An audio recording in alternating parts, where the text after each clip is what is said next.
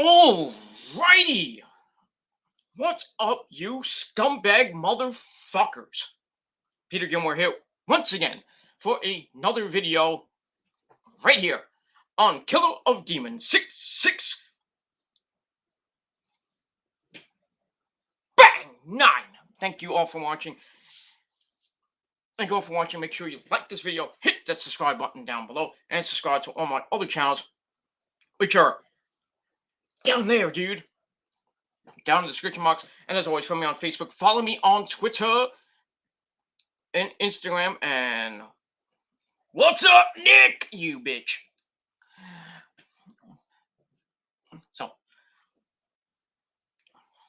So make sure you like the video. Hit the subscribe button down below, like I said, on this channel and all my other channels, which are down below in the description box. And as always, follow me on Facebook. Follow me on Twitter and Instagram. Share this video all over the internet. And don't forget to tap that bell. Turn on all my notifications so you never, ever,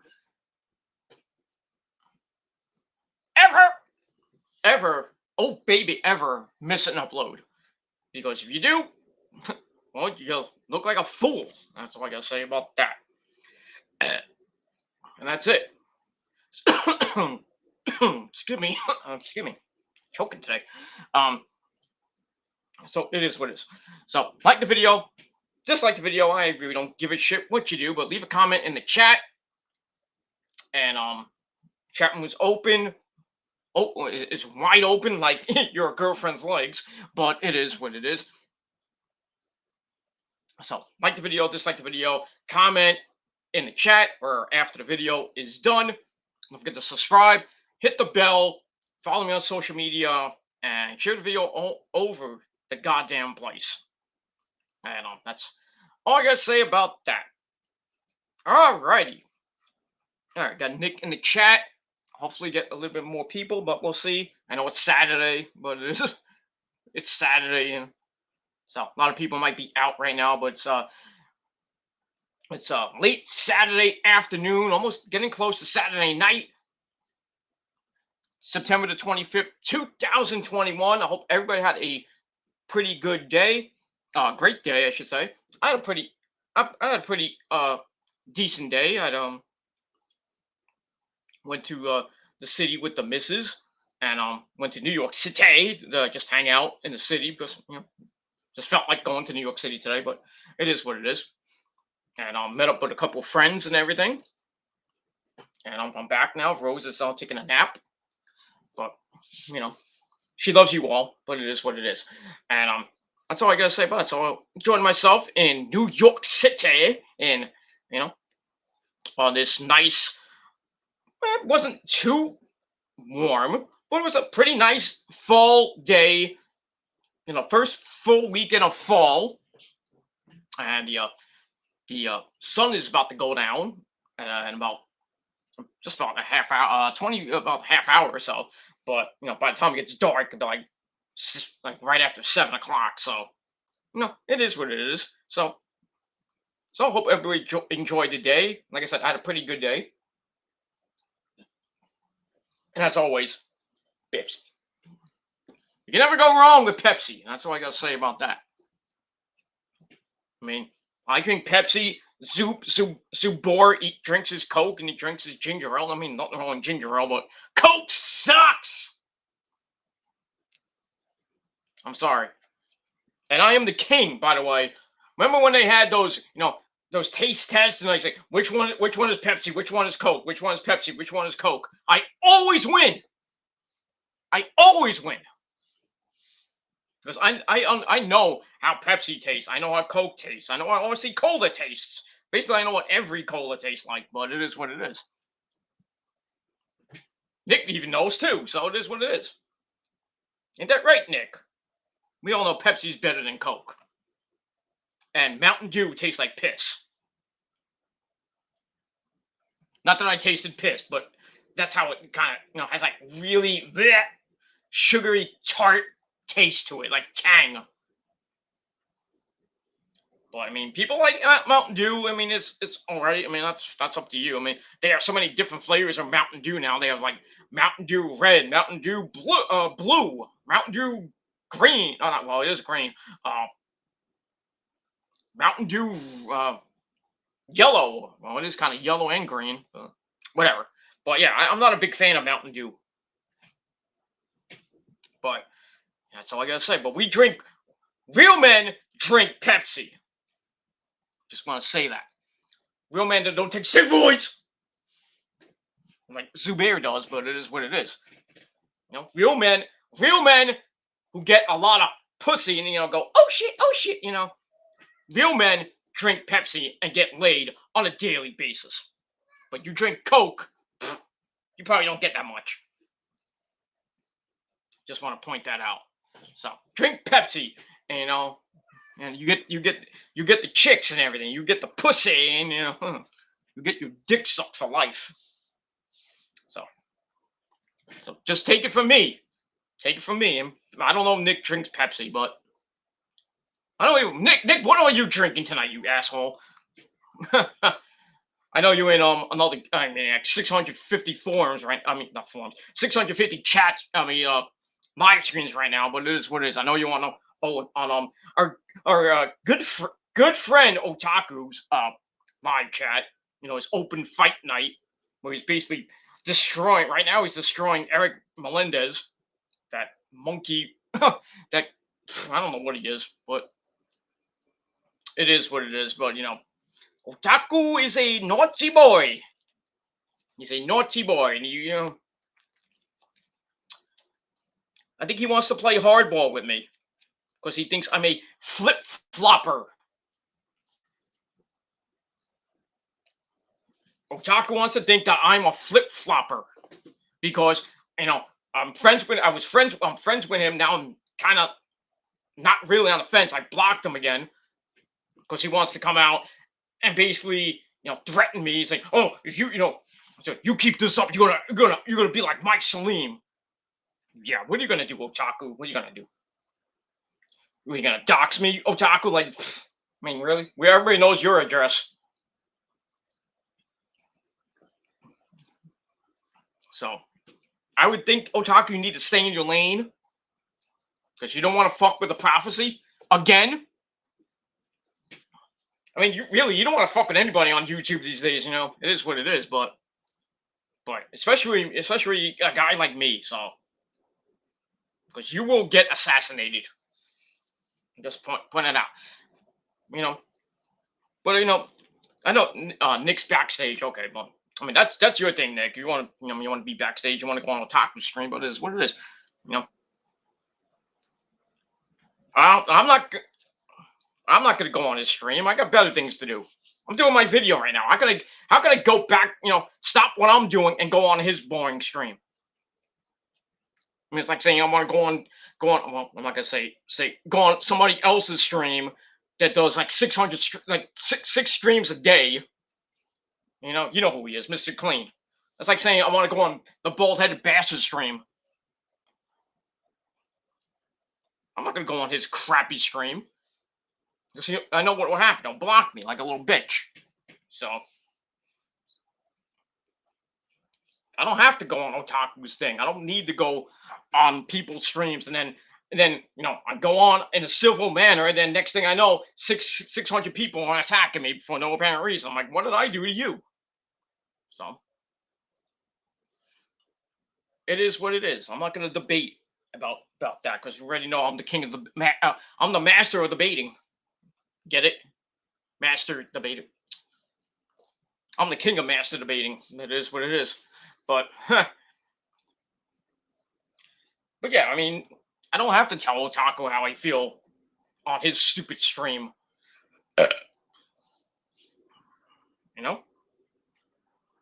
he wants to, he can just come in the chat and we'll talk in the chat.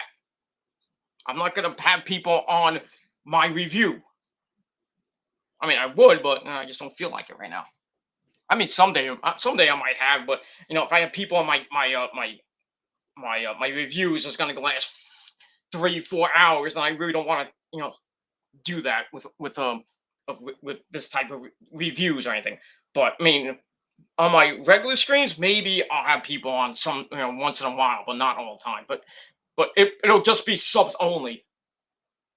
I have to figure out how that works. I know Chase told me how to do it, but there we go. Bit, but it is what it is. Yeah, but anyway, Otaku needs just knows roll and shut his mouth about me. Okay, I just gave an opinion in saying basically he's chasing clout, and he says, "Oh, you have no room to talk." I was like, actually, I do have room to talk because I have an opinion. I wasn't even a freaking bad comment. Thank you for the free view, asshole. Probably was Otaku, but it is what it is, or somebody else. I know who it was, but it is what it is. I know who it is, a little freaking 13-year-old. But cause I know him and his little butt buddies that hang out with Mr. Mr. Bald-headed bastard. Let's just love to watch my shit.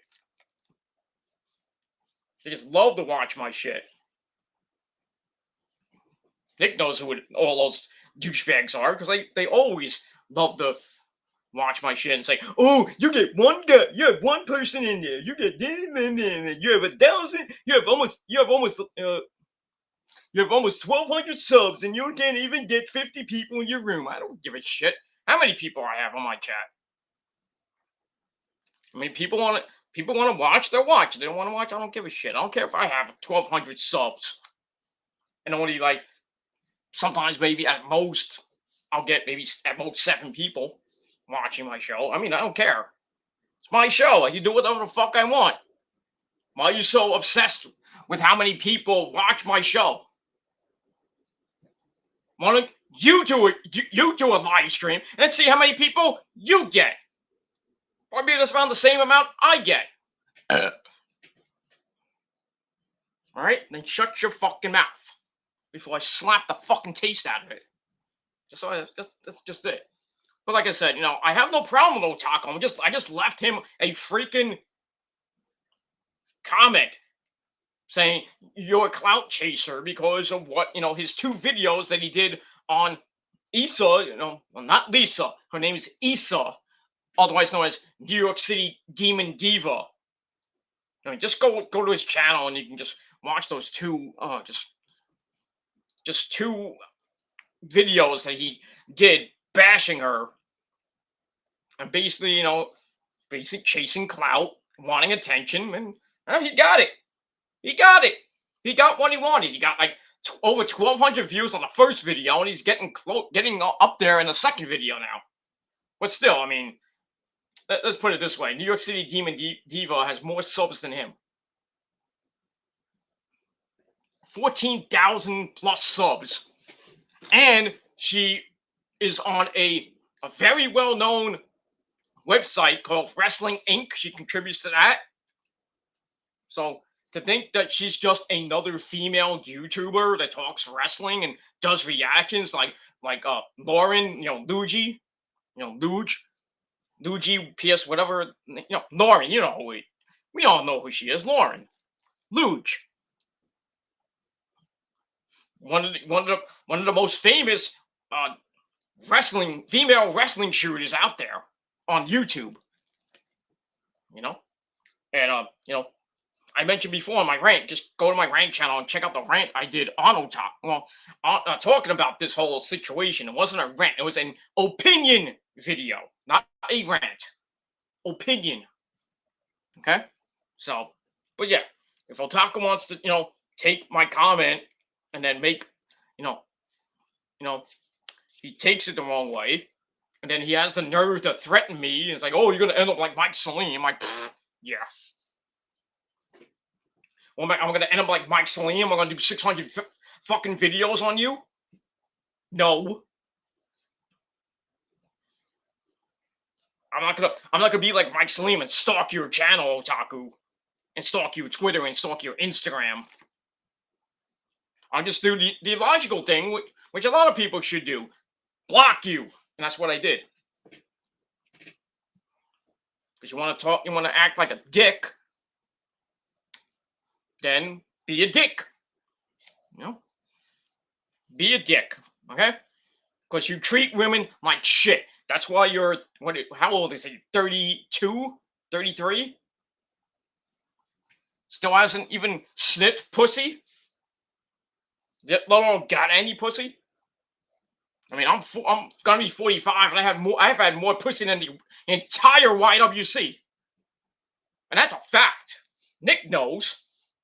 Well, he doesn't. He doesn't know me. Hasn't known me for a long time, but I think he'll vouch for me that I get more pussy than the entire YWC. That's why I am the king of the YWC. That's why I'm your YWC Universal Champion, and why the women all flock to me. I mean, really, come on. I don't stalk women like all these fucking trolls say, like this Pitbull guy, fuck you. And this Nick Ers and, the kid and whoever. I don't give a shit who you are. Say I'm a pedophile. I mean, still saying I'm the P word. I'll say it again. I don't give a shit. Still saying I'm a pedophile with no proof, and then putting fucking Chris Hansen videos on your fucking channel, just labeling it wrong. Just to get your fake views and get your clout. But like I said, that's not proof. That's not fucking proof. And then they bring up the whole, they still bring up the whole thing with Trap Queen, Brittany, and everything. By the way, my condolences go out to Brittany, Trap Queen's grandfather who passed away. She was talking about it on Facebook and everything. So my condolences go out to Brittany and everything, and her family with the loss of her grandfather. So that sucks. So, but people still talk about stuff from 2012 all the way up to 2015. I mean, get your head out of the past, get into 2021. Okay, that's it. The situation, the whole thing with me and Brittany is over. The whole thing with me and Trap Queen is over. Get your heads out of your asses about that, all right? And then this fake kid wants to bring up, like, oh, yeah. He's like, he wanted to rape me. You took my words out of context when I meant to say rip you a new asshole. I said rape you a new asshole, which means the same thing, dumbass. So, but he does like 30. He has 30 fucking videos on me and 2 channels, not combined 30, but you know what I mean. But it is what it is. Just jealous fucking pricks that need to learn their place. That's it. That's all I gotta say about that. I'm done talking about these insignificant fucking douchebags on this fucking website that really need to just bow down and suck the big, fat super cock that I have down my pants.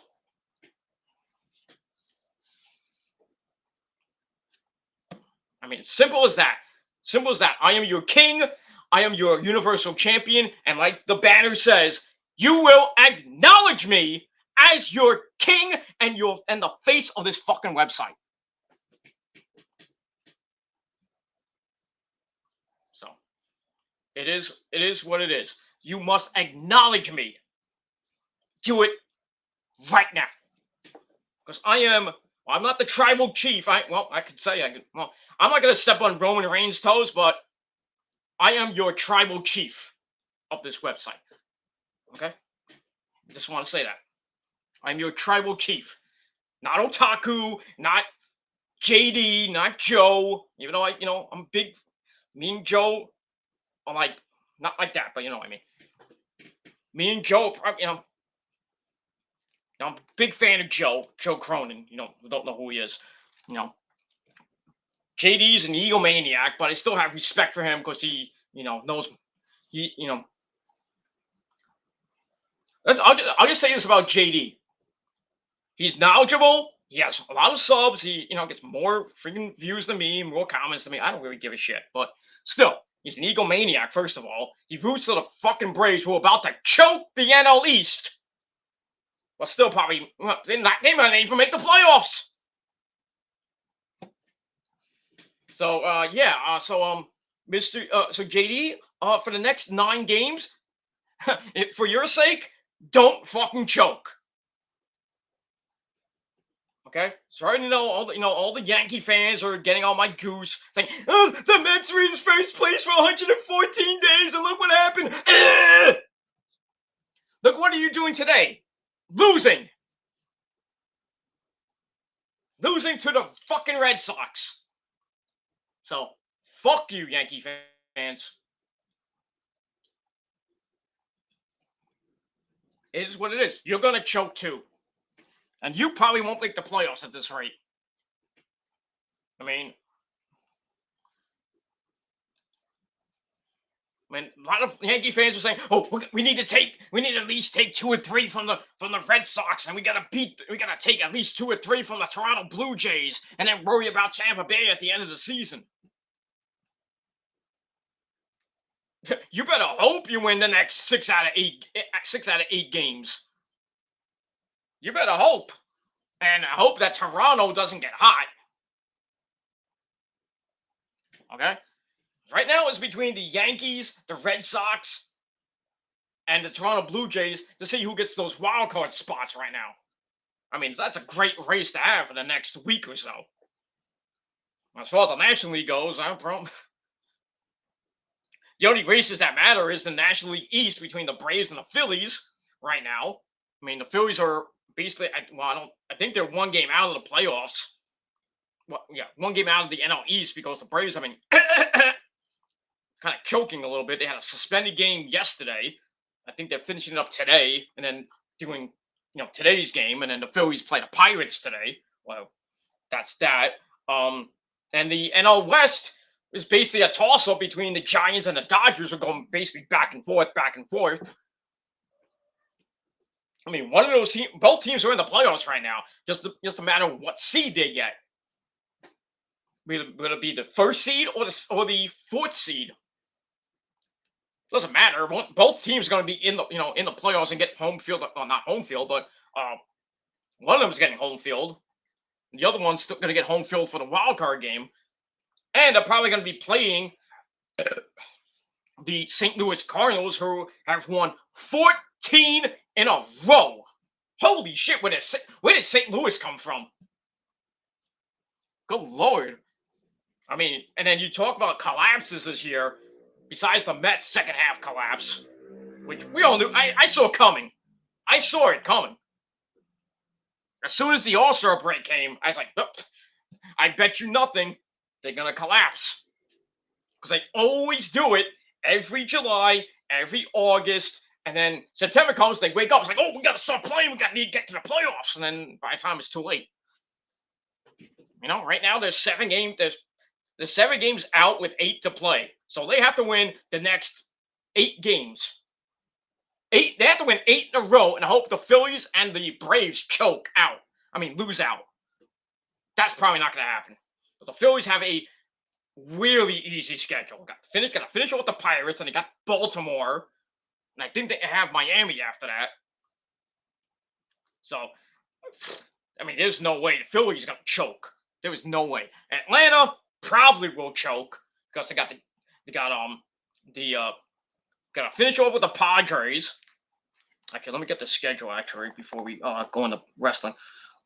Yeah, they're gonna finish off the series with the Padres. Then they got a big series Tuesday, Wednesday, and Thursday against the Phillies, which will probably determine the NL East. So by Thursday, we'll probably know who might win the NL East. So one of those teams are going to the playoffs. It's either Atlanta and Philly. And right now, I would root for Philly. I hate Philadelphia. Basically every team from Philly I hate. So I have to root for Philly because they're in the Mets division, and I really don't want to hear JD like, the Braves are in the playoffs. Yeah, but what happens in the playoffs? You lose. That's why you haven't won. The Braves haven't won a title in God knows how long. And then JD has to go, yelling and screaming for his Braves, but he still wears the goddamn Braves hat 365 days a year. But it is what it is. Do you see me wearing a Met shirt 365 days a year? No. I knew the Met season was over like the end of July. I knew it. I saw it coming too. And then when they lost first place, I was like, it's over. They're not going to get it back. They're probably not going to even make the playoffs. And now basically, they got eliminated last night from the wild card chase because they're 11 games out. But mathematically, they're still in it. Go figure that one out. How the hell, with eight games left, the Mets are still in a playoffs chase, and they have to win 8 in a row. Not impossible, but with this team, the way it's been playing, no shot. No shot. They're 19 and what was the record that Gary Cohen said last night? That I think it was 13. Damn, I forgot what it was. It was 13 and I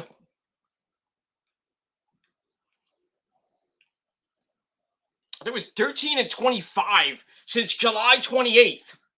13 goddamn wins. And all those losses have been, most of them have been one-run losses. That is sad.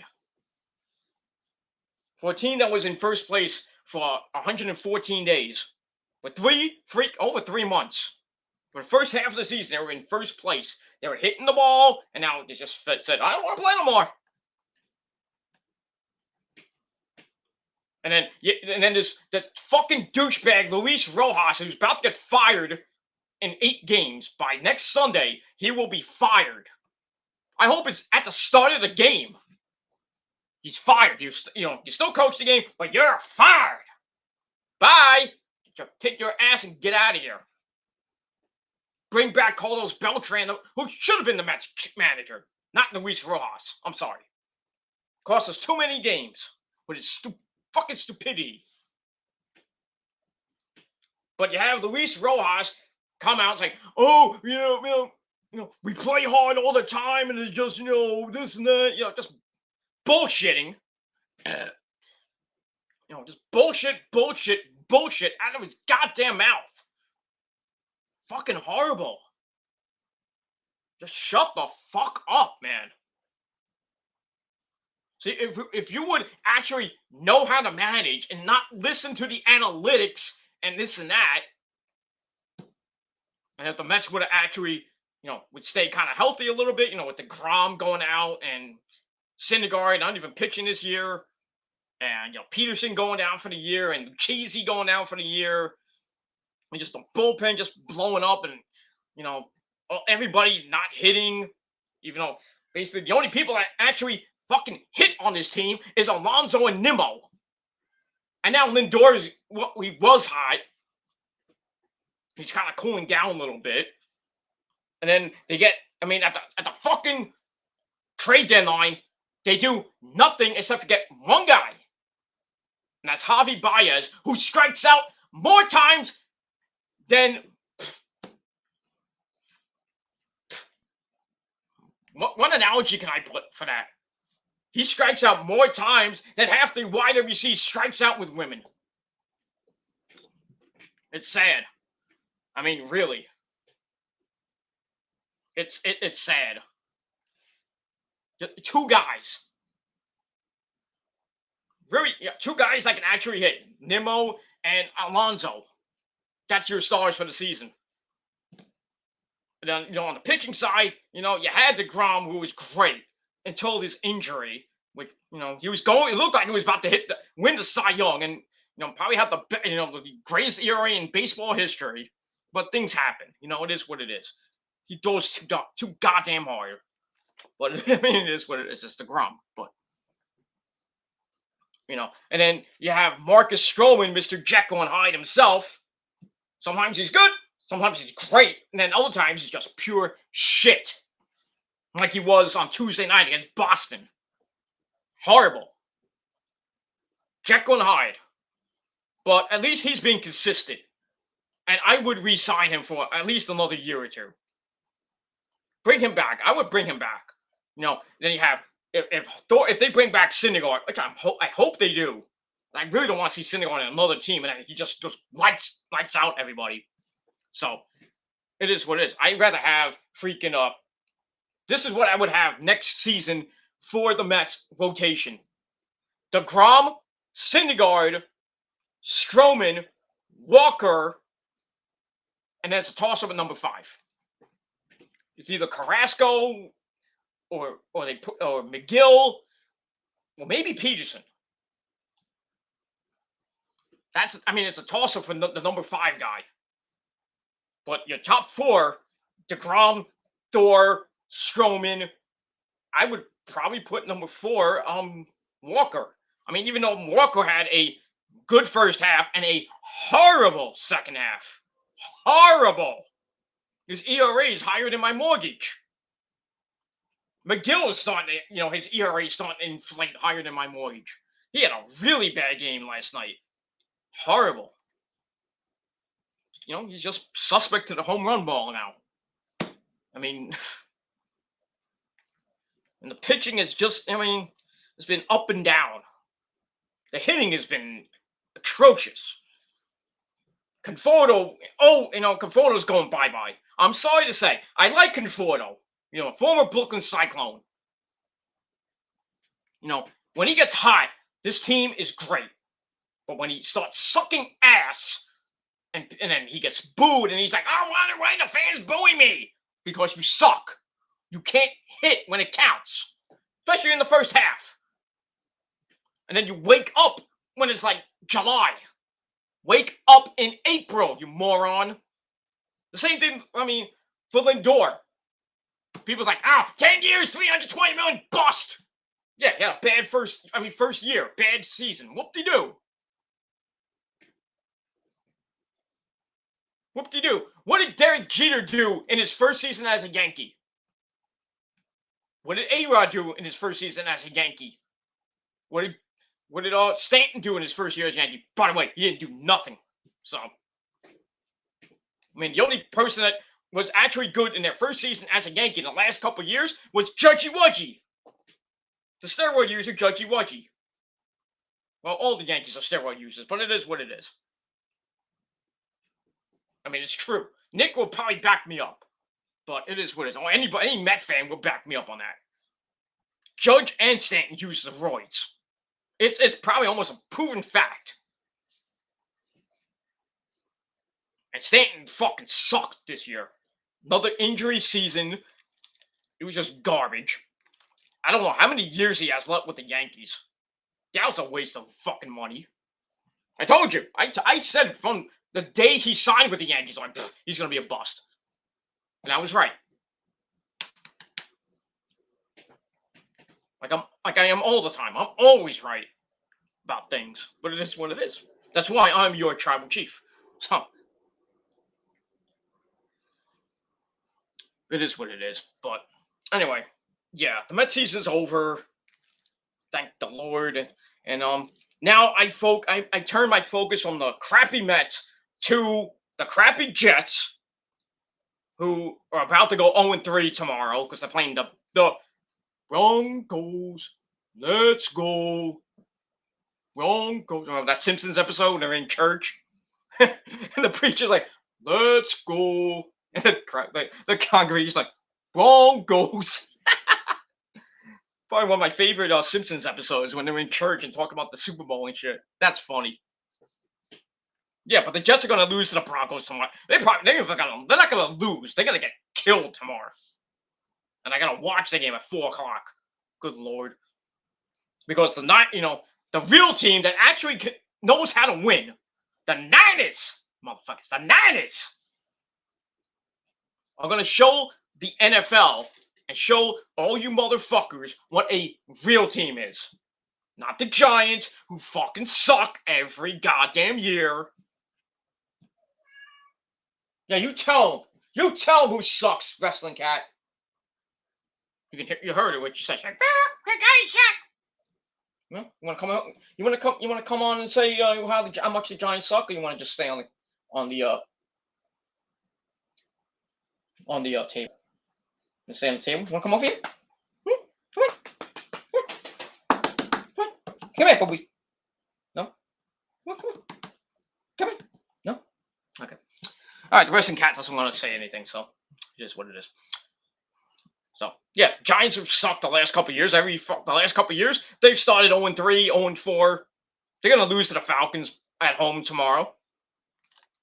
And the game of the week is the Niners and Packers tomorrow. So it's a Thursday night game. Sucked. between, I think it was who was it? Houston and Carolina. Ugh. Gagged me with a spoon with that one. Good lord, that game was horrible. But tomorrow night on NBC, whoo boy, we're gonna have a shootout in Levi Stadium between the Packers and our good friend Mr. Discount Double Check himself, Rampage, and and the San Francisco 49ers. Actually, what I should do is I got something for you guys. If I can, hold on. Hold on, I gotta find it. I'm actually gonna find this. Hold on. I gotta find it. Hold on. Where is it? I don't have it on my phone. No, I can't get it. Won't let me. There it goes.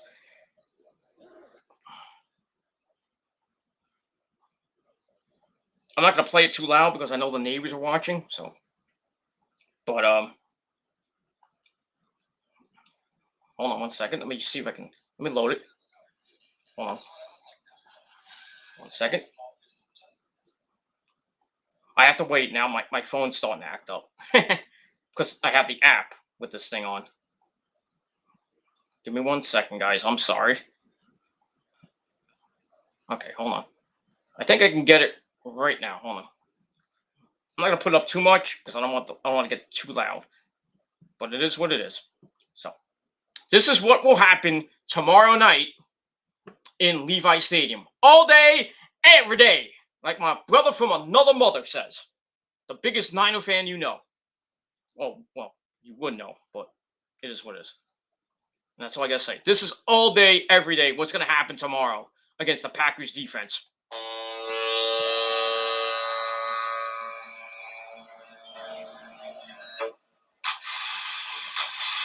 Yes.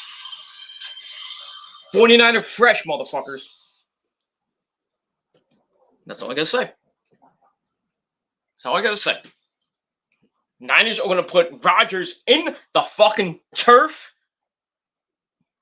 And maybe, just maybe, put him in the hospital. But I don't want to wish, that on Rodgers, but as much as I fucking hate Rodgers. Yeah, I know, Nick. I'm not watching it, but I know Brittany said in the chat that her and Righty were gonna go on his stream and probably talk about me. I know Righty loves to talk about me.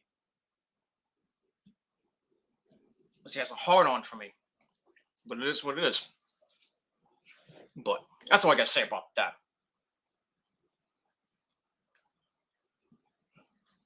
Hold on, let me all right, I'm done talking about football. I want to talk about wrestling.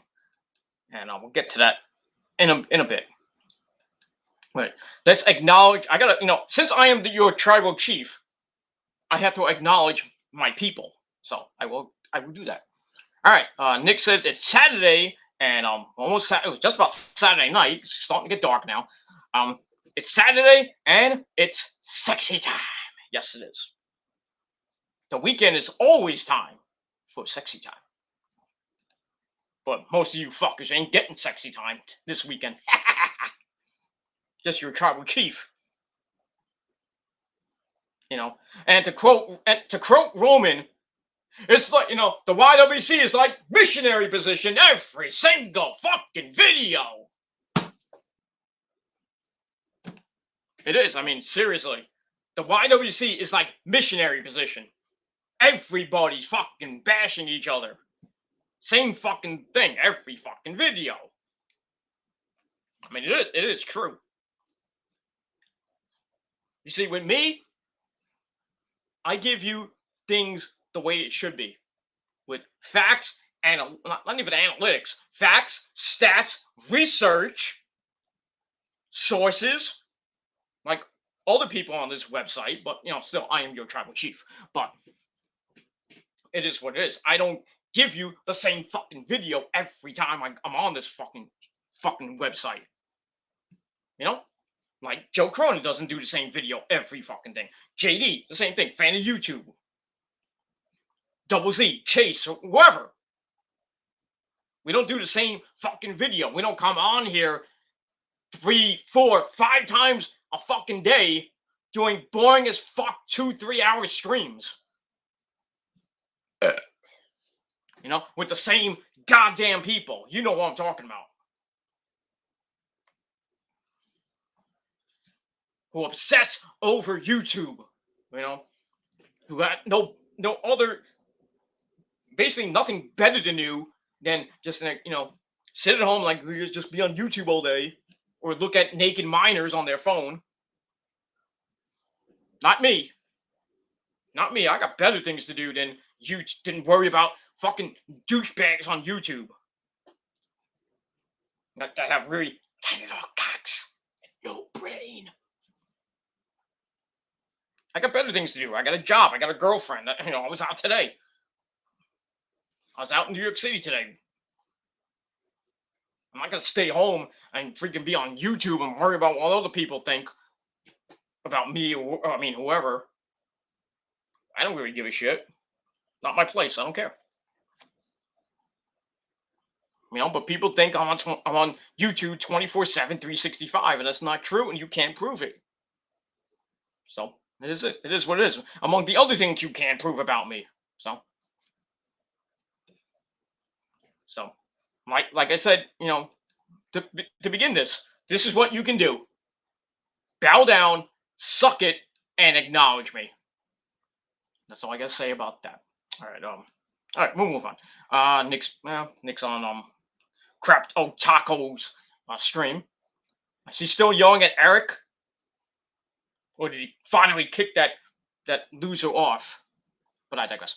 All right, Nick says, well, he wanted me to go on his stream and tell him how I feel about, you know, him threatening me with his stupidity.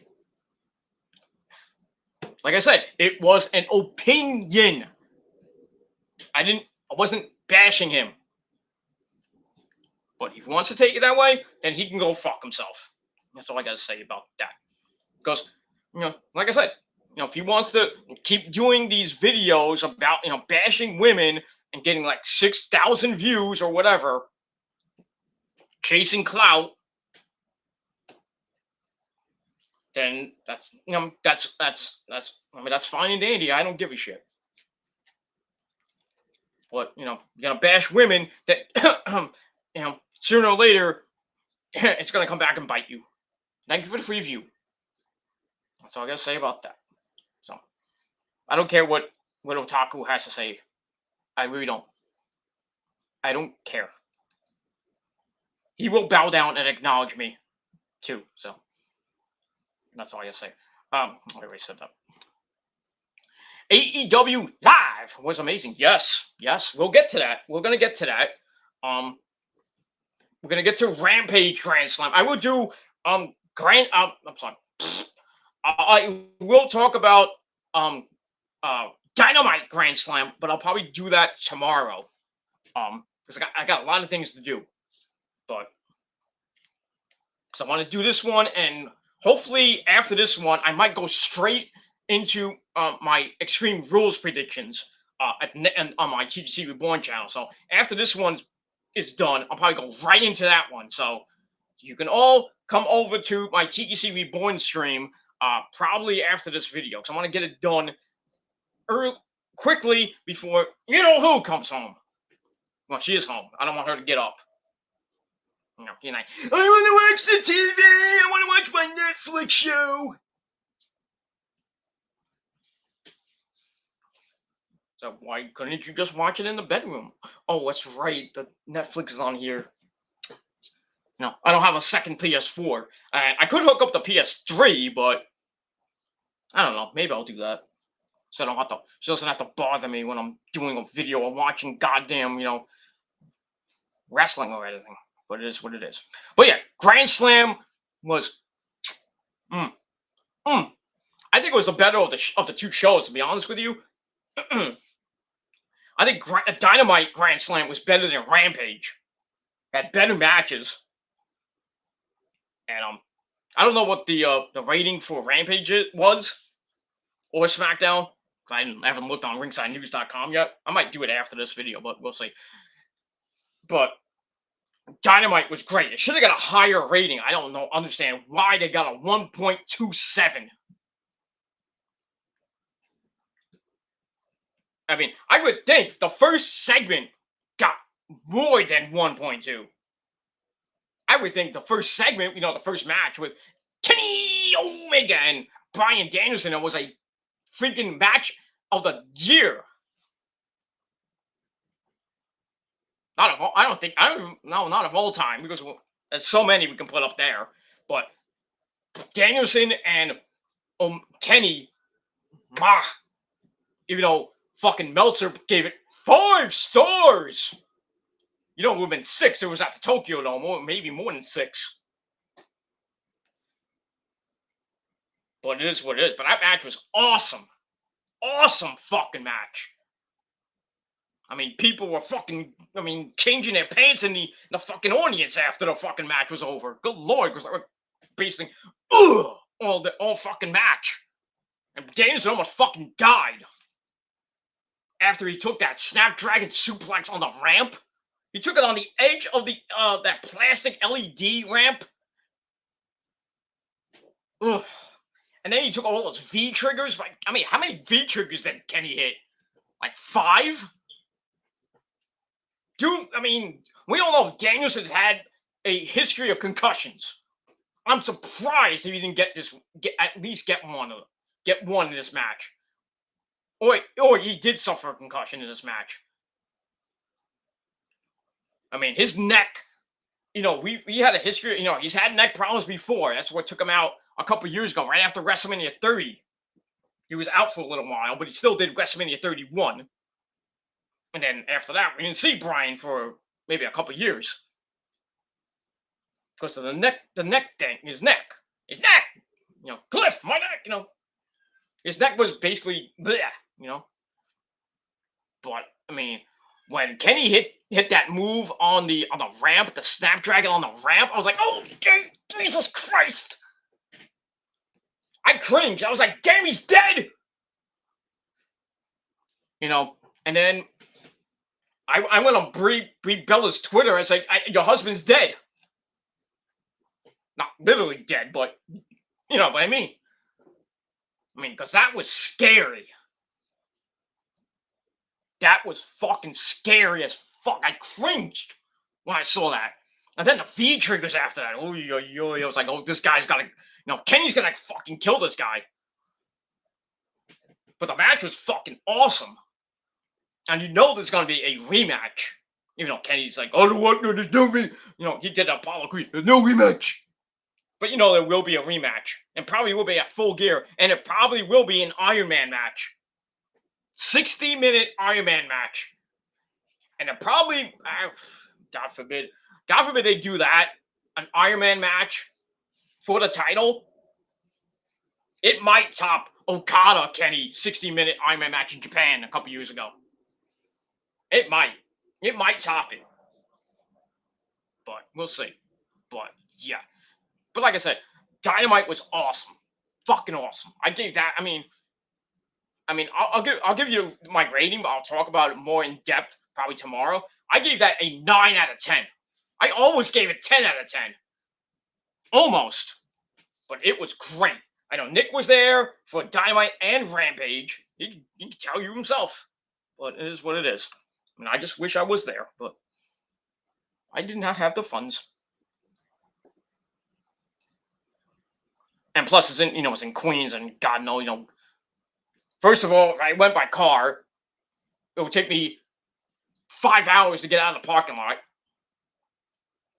Because basically, if you've ever been to Shea Stadium or even Citi Field now, getting out of the parking lot takes you 3-4 hours to get out. Plus, you have to, when you get on the highway, when you go on the Grand Central Parkway and going back, whatever way you go, there's a lot of traffic. Now, you shut up. Where are you? I hear you. It is what it is. So, going to Arthur Ashe Stadium, the freaking line was all the way past Citi Field. and the doors were I don't even know what time the door. They had a meet and greet at 5:30. So I think people were there like like 12, 1 o'clock in the afternoon, lined up all the way back. I mean, I would have took the New Jersey Transit train to Port, the 34th Street, or not even 34th Street, to the Port Authority. Got the 7, which is always packed, going to Citi Field for a Met game or for tennis, or just for anything. Or go to the mall or whatever on a Main Street. The last stop on the 7. It's always packed, and then coming back, the trains are packed. You have to wait for like 3, 4, maybe 5 trains to just get on the goddamn train to go back to the city. And by the time you come home, depends where you live, it could be like 2, 3 a.m. I didn't want to do that. So I said, you know what? I'll wait till next year. I know it's coming back. I know AEW is coming back to the Nassau Coliseum in December. I think December the 8th, I think the show is. It is what it is. I know Survivor Series is going. The tickets, I think, went on sale already. I mean, yesterday they went on sale. They're probably sold out already for the Barclays Center on the November 21st, and the Raw after that, the next night, probably sold out. Not that I would go see the Survivor Series, because I really don't want to see a WWE event anymore. Fuck the WWE. The only reason I would go to a WWE event is for Roman Reigns, because, like me, I would have to acknowledge him, because he is our tribal chief. But it is what it is. But yeah, Dynamite was great, and I'll get to Rampage in just a second. All right. Okay, I'm gonna get to some comments, and we'll quickly go into Smackdown and Rampage, and then we'll hopefully try to transition into your Extreme Rules predictions on my other stream, which I'll have to set up after this. So we'll get to that. So hopefully I can get to it. But 7 o'clock now, and the missus might wake up. So it is what it is. Anyway, Nick says, who wants to do what to someone's a-hole? Yeah. Like I said, this fucking little 13-year-old kid said that. I'll just put it, I'll give you the cliff notes. This fucking obsessed 13-year-old fucking kid who works for who's the so-called cousin, misconstrued what I said and said that, says that you keep saying I'm the P word and mentioning, my brother from another mother and everything's like I'm gonna end up like him. Yeah, okay. So I said, yeah. So I was like, if you were older, I would kick your ass. I said it in a different way. I said, I'm gonna rape you a new asshole. I meant to say rip you a new asshole, but it kind of meant the same thing. So that's where you get that. So he misconstrued, and then he's like, oh, you're a pedophile, this and that. I'm like, really? And then the whole shitstorm with this fucking fake ass fuck kid and this little butt buddy from Philadelphia, even though he says he's not from Philly, but he's from Philly. Nick Urs, and saying all this shit, and they want to, I said, you want to come down, come to Jersey, let's go. And then that fake ass fuck Nick Urs like, I don't want to come because you're gonna call the cops. I want to go to a public place. You come to my gym. Yeah, like I'm gonna come to your gym, and then 600 people are in the gym, waiting. Okay, yeah. I'm smart. I'm smart, and you're not. So you can go fuck yourself, because you're a coward. I'm not a coward. I said, you come to me. I'm not coming to you. I'm not going down all the way to like Millville or Philly. Philly fucking sucks, first of all. Even though one of my cousins lives in Philly. But it is what it is. That's the only reason I would go to Philly. Besides the ECW arena. For like a Ring of Honor show or whatever. There's and the cheesesteaks. I don't eat cheesesteaks, but it is what it is. But the only reason I would go to Philly is for a wrestling show and to see my cousin. That's it. Other than that, Philly can suck my dick. The Flyers can suck my dick. The Eagles can suck my dick, and that fat fuck pedophile EDP can go fuck himself. By the way, speaking of EDP, Nick will love this. He got evicted from his house. I mean, from his apartment, I should say, in Vegas. Thank you to my good buddy, the Yankee Messiah, for sending me the video, and Tyson, master at work, for doing that video. Basically, telling the world that EDP got evicted from his apartment in Vegas. So that guy can't win. That's all. It's all his fault. And that's all I got. All right, that's all I got to say about that. All right, we're like an hour in, and we haven't even talked about Smackdown. Anyway, where am I? Where are you? Can't I get this? Okay, my computer's on. All right, we got Special K. It's probably a troll. You need to smoke one. Smoke the good ganja. You got any? You got any? I don't smoke. I'm straight edge, but if you got some good weed, that'll make my dick harder than and bigger than what he is, then send me some. That's all I gotta say about that. But I don't need to smoke one.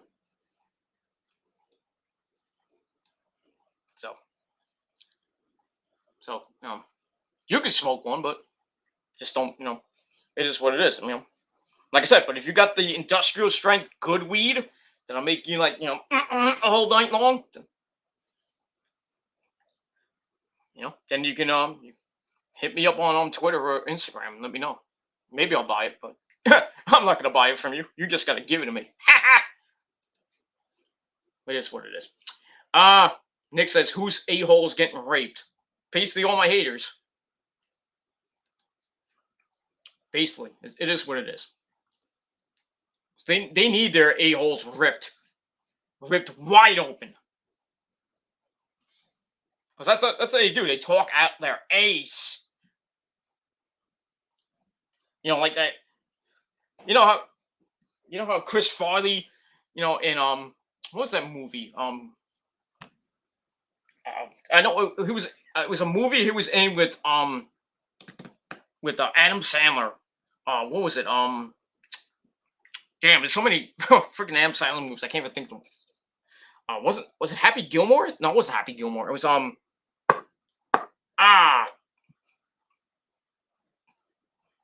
one where he's in college. Well, he goes back to school and everything, and he tries to hit on the teacher. So hot. Want to touch the hiney? That one. I think it's Billy Madison. Yeah, I think it is Billy Madison, I think. She has a nice ash. Not ass, ash. That's what Rosa has, a nice ash. Basically all my Asian chicks, and Sasha Banks and AJ Lee, Charlie Caruso, and all the good lord, I can go on and on and on. Oh no, it wasn't Waterboy. It was Billy Madison. Waterboy was different. But yeah, all my haters can get their ash ripped wide open and their face broken. But it is what it is. So, like I said,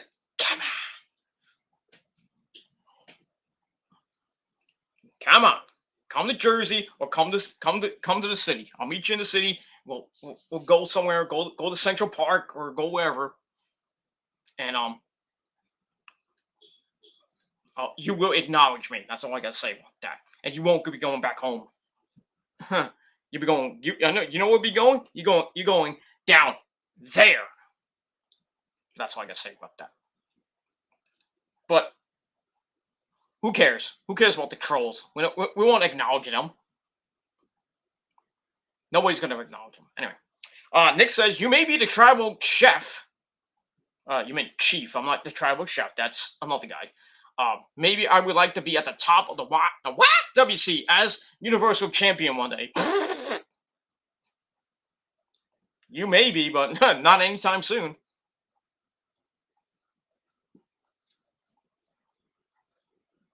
It is what it is. Speaking of that, before we now, I want to do this real quick.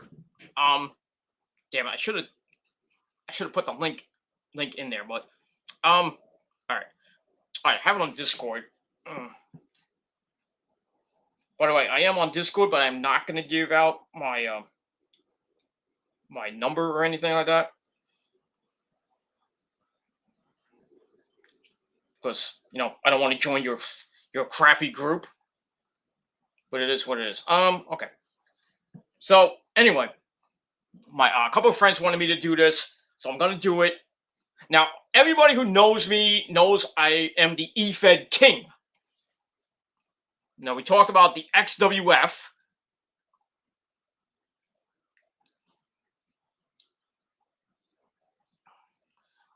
One of my many eFeds have been in the XWF. My old eFeds on my radio show, the TWO / WKRB many years ago. BCW, not that BCW, but BCW, Barbaric Championship Wrestling.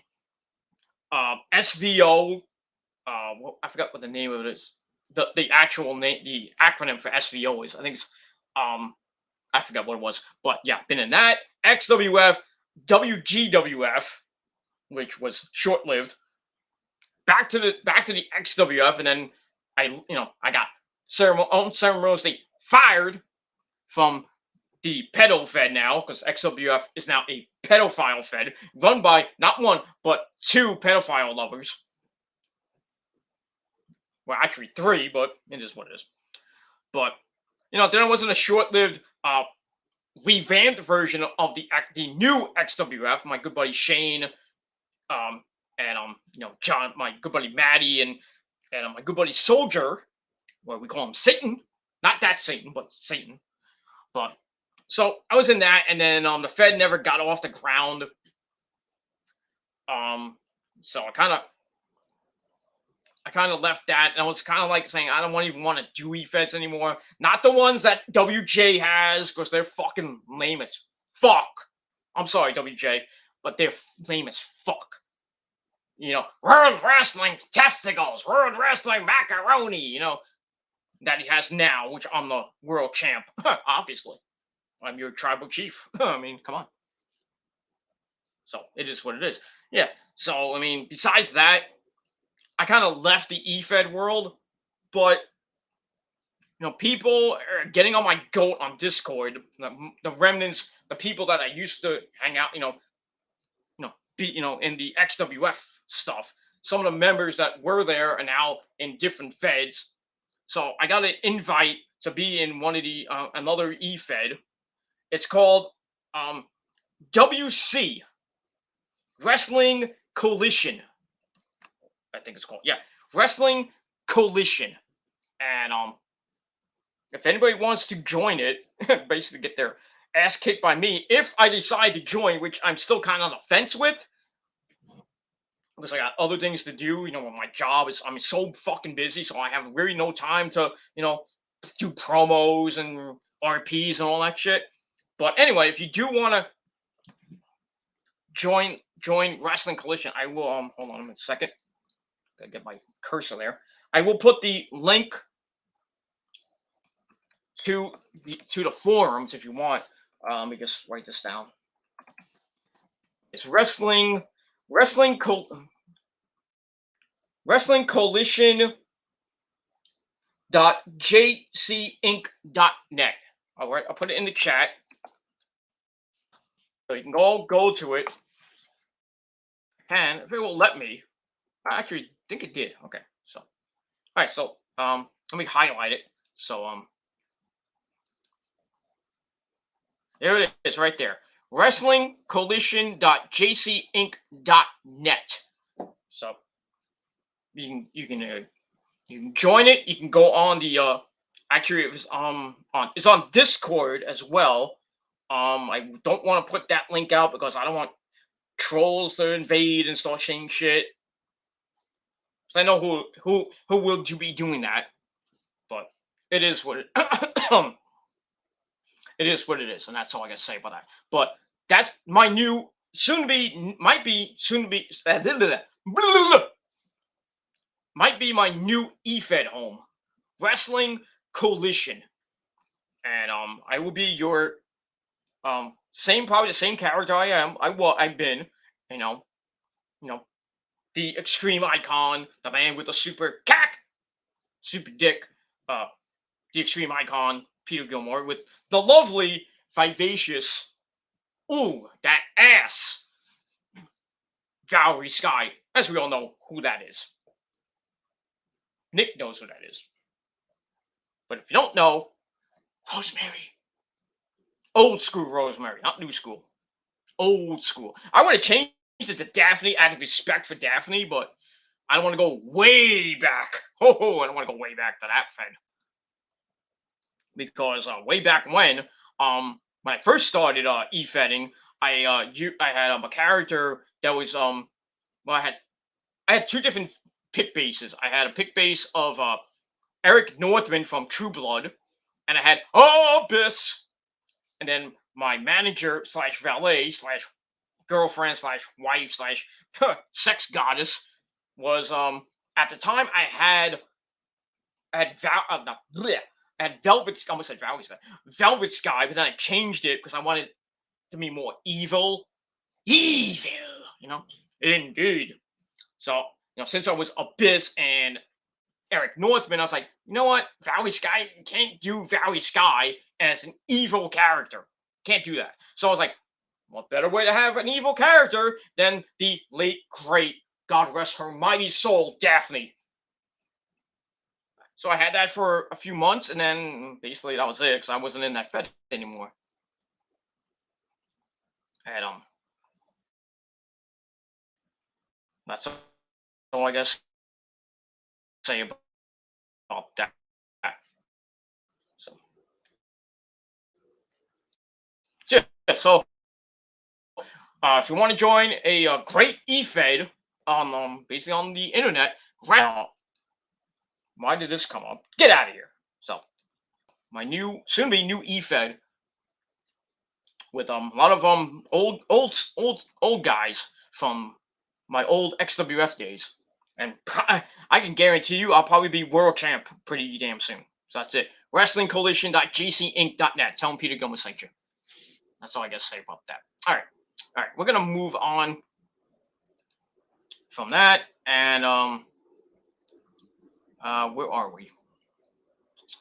All right, Nick saying he wants to be the Universal Champ one day. Yeah, one day, probably when I'm dead, when I'm like 105 or maybe 125. So, Nick, you're gonna have to wait 70 some odd years, okay? So, but you'll get a shot. You can get a shot, but like I said, you will, as everybody else will, acknowledge me and bow down. I hate to say Nick, one of my main supporters,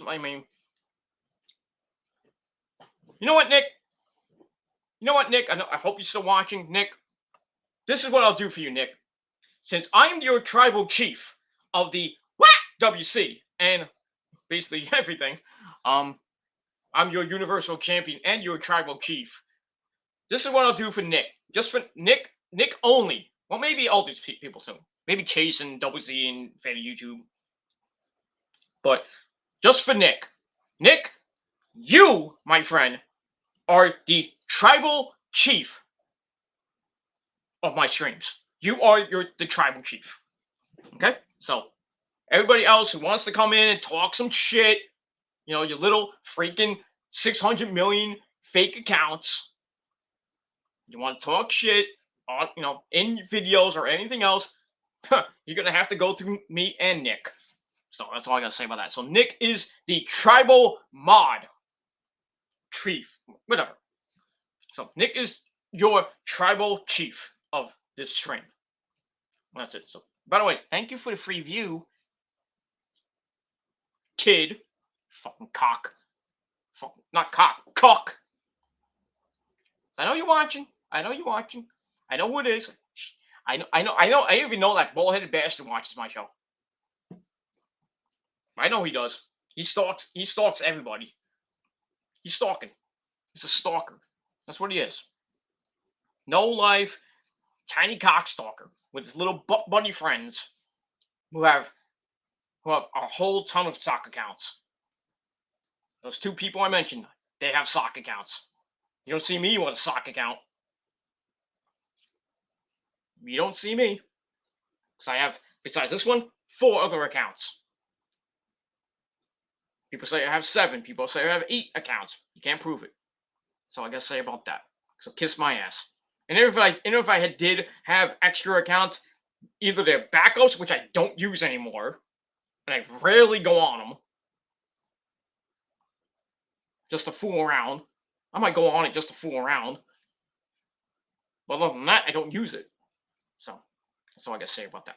All right, where are we? Okay, here we go. Righty from the Smart Bus is on Otaku Stream. I could care less. Should I say something to him on behalf of the YWC? You can do whatever the fuck you want. Isn't he one of the Smart Busters gave you trouble? Yeah, he has. Well, actually, me and Righty were kind of cool back in the day. Well, he said some, stuff to me back in the day, like 2014, 2015. But really, I had no problem with Righty or Lefty at that point. That's what I had a problem with. No, I had no problem with either one of them. But he likes to joke around. He still calls me the P word and screams once in a while. I don't care what he has to say.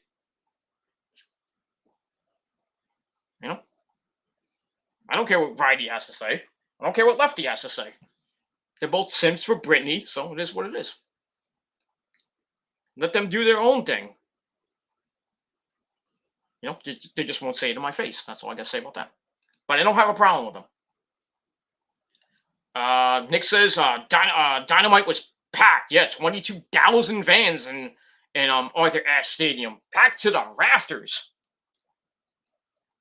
AEW's biggest attendance in their history, in their three-year history, and they're gonna be coming back next year. They haven't said it officially, but you would think that since they're going to TBS January the 5th, that one of those big shows, they're going to have 4 big shows next year on TNT. One of them is going to be, or maybe 2 of them might be in New York City.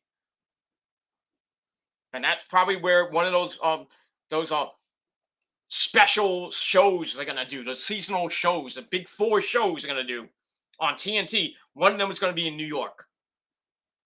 The other ones, one of them is going to be in Jacksonville at Daly's place, most likely. Another one's going to be in New York at Arthur Ashe Stadium. And the other 2, who knows? Well, probably another one. The third one will probably be in Chicago. The 4th one, then that's a toss-up. They could do 2 shows in New York. They could do 2 shows in Chicago. 2 shows in Jacksonville. Because basically, those are the 3 homes now of AEW: Chicago, now New York, and Jacksonville.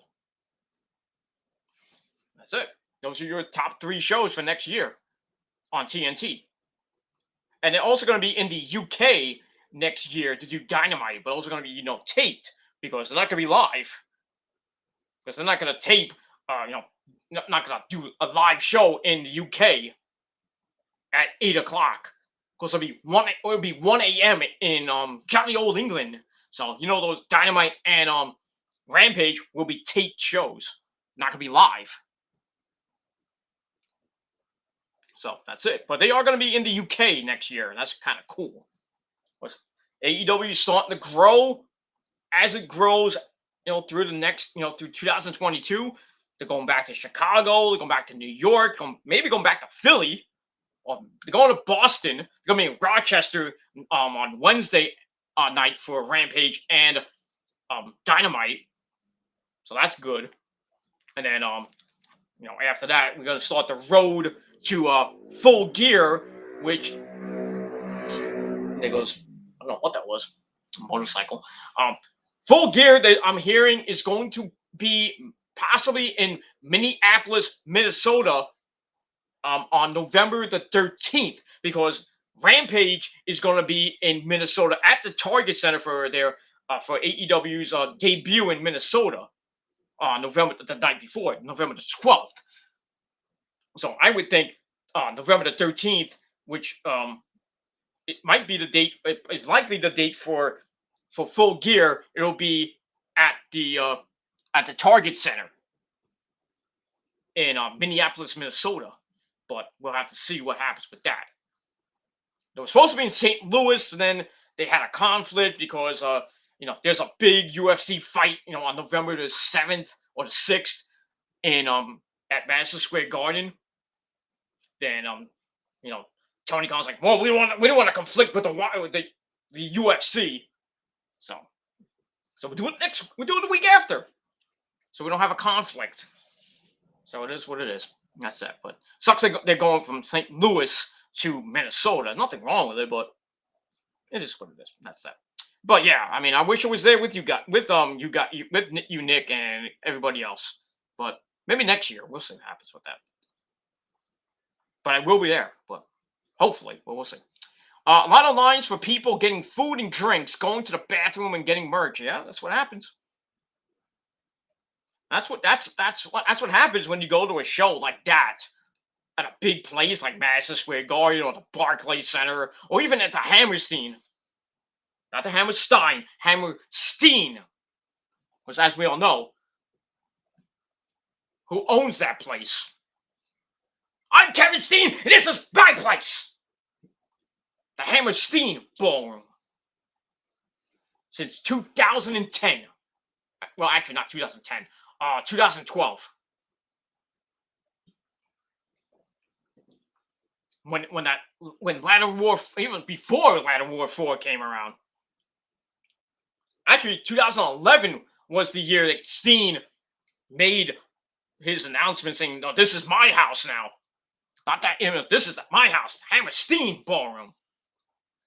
When it was out for a year, and then you had that whole storyline with Steve Carino and a good friend Corny, Jim Cornette.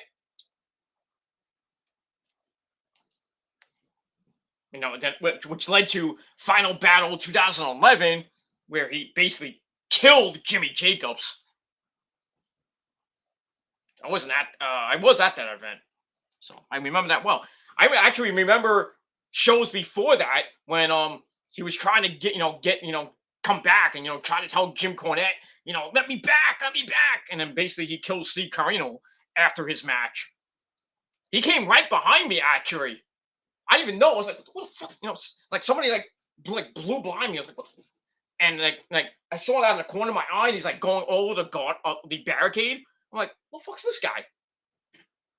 And then he goes in. I was like, oh shit, that's Steen. It's like, where did he come from? It was like right behind me or something like that. I wouldn't have known. He would have been sitting behind me. Not the first time a wrestler sat next to me or behind me. Nick would know this. What's his name? Not Randy Summers. What's the other guy's name from Milk Chocolate?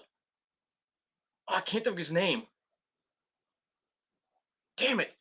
But yeah, when I can't think of his name, but yeah, he I know it's Randy Summers, and I forgot the other guy's name. But anyway, when he broke his neck and then he came back, had that good that show. I think it was at Tier 1 or F. Was it? No, it was F. I think it was Tier 1. I think Tier 1 at FBW. He made his comeback from his neck his neck injury. He did a promo with Randy Summers, and the fans going nuts. And then he's like, "I'm gonna sit with you guys," and guess who he sits next to? Mr. VIP, your tribal chief. That's all I gotta say about that. And it is what it is. That's it. Who was that guy? I don't remember his name. That's what his name was. But yeah, I mean, going back to what Nick said, and we're gonna get to SmackDown. I'm just gonna go briefly through SmackDown and Rampage because I don't want to go 6 hours with this show. But yeah, a lot of lines for people getting food. Yeah, that happens everywhere, especially at shows like that, like or at the Hammerstein or the Garden, the Prudential Center, MetLife Stadium.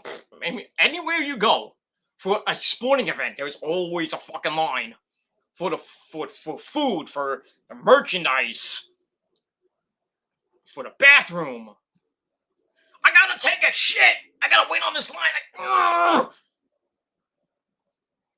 And then you have to go to another part of the arena that's not, not so crowded going into the bathroom. Or hold it for the rest of the show. Some people do, some people don't. But usually when I go to a show, I go to the bathroom before I get into the show. Or like before the show starts, if I had to take a leak or shit, go to the bathroom real quick, like, let's go. Take a piss, and I'm done.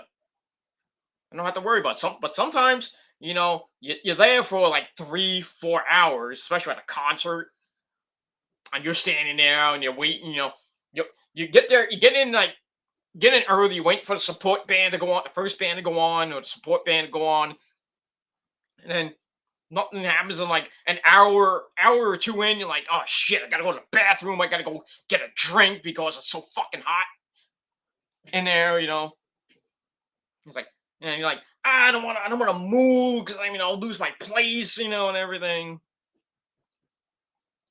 And you got hot chicks next to you, trying, flirting with you. You're like, Adam, where you going? Oh, I gotta go take a shit, but come back. I want to suck your dick.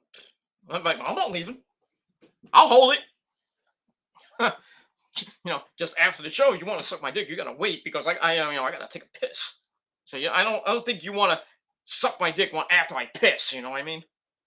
Unless you're into that kind of shit. But there are some freaks out there that just like weird shit. The whole golden shower thing. I think that's kind of creepy, but how men and women like golden showers, like getting peed on or getting shit on. I'm like, what the fuck? Not that it's just weird fucking shit to have these fetishes. Like, I love to get shit on. I love to get. I love for a woman to piss in my mouth. Ugh, golden shower. That's disgusting. But I'll just say this: most of my haters probably got a golden shower, or got shit on. Not in rant wise and literally got shit on. But it is what it is. But anyway, we'll move on. Eric left. Yeah. You know why Eric left? Because he was getting destroyed. Because basically, I hate to say this, I hate to agree. I have to agree with Otaku and Junko was in there and Sage of the Six Paths was in there. In the panel, I should say, and they were just basically roasting Eric. It was great. And Eric's like, "What do you mean? What do you mean? I'm for the culture. What do you mean Malik doesn't like me? Nobody likes you." And it goes and you can hear it. There goes the air. There goes the Secret Service. There goes the helicopter.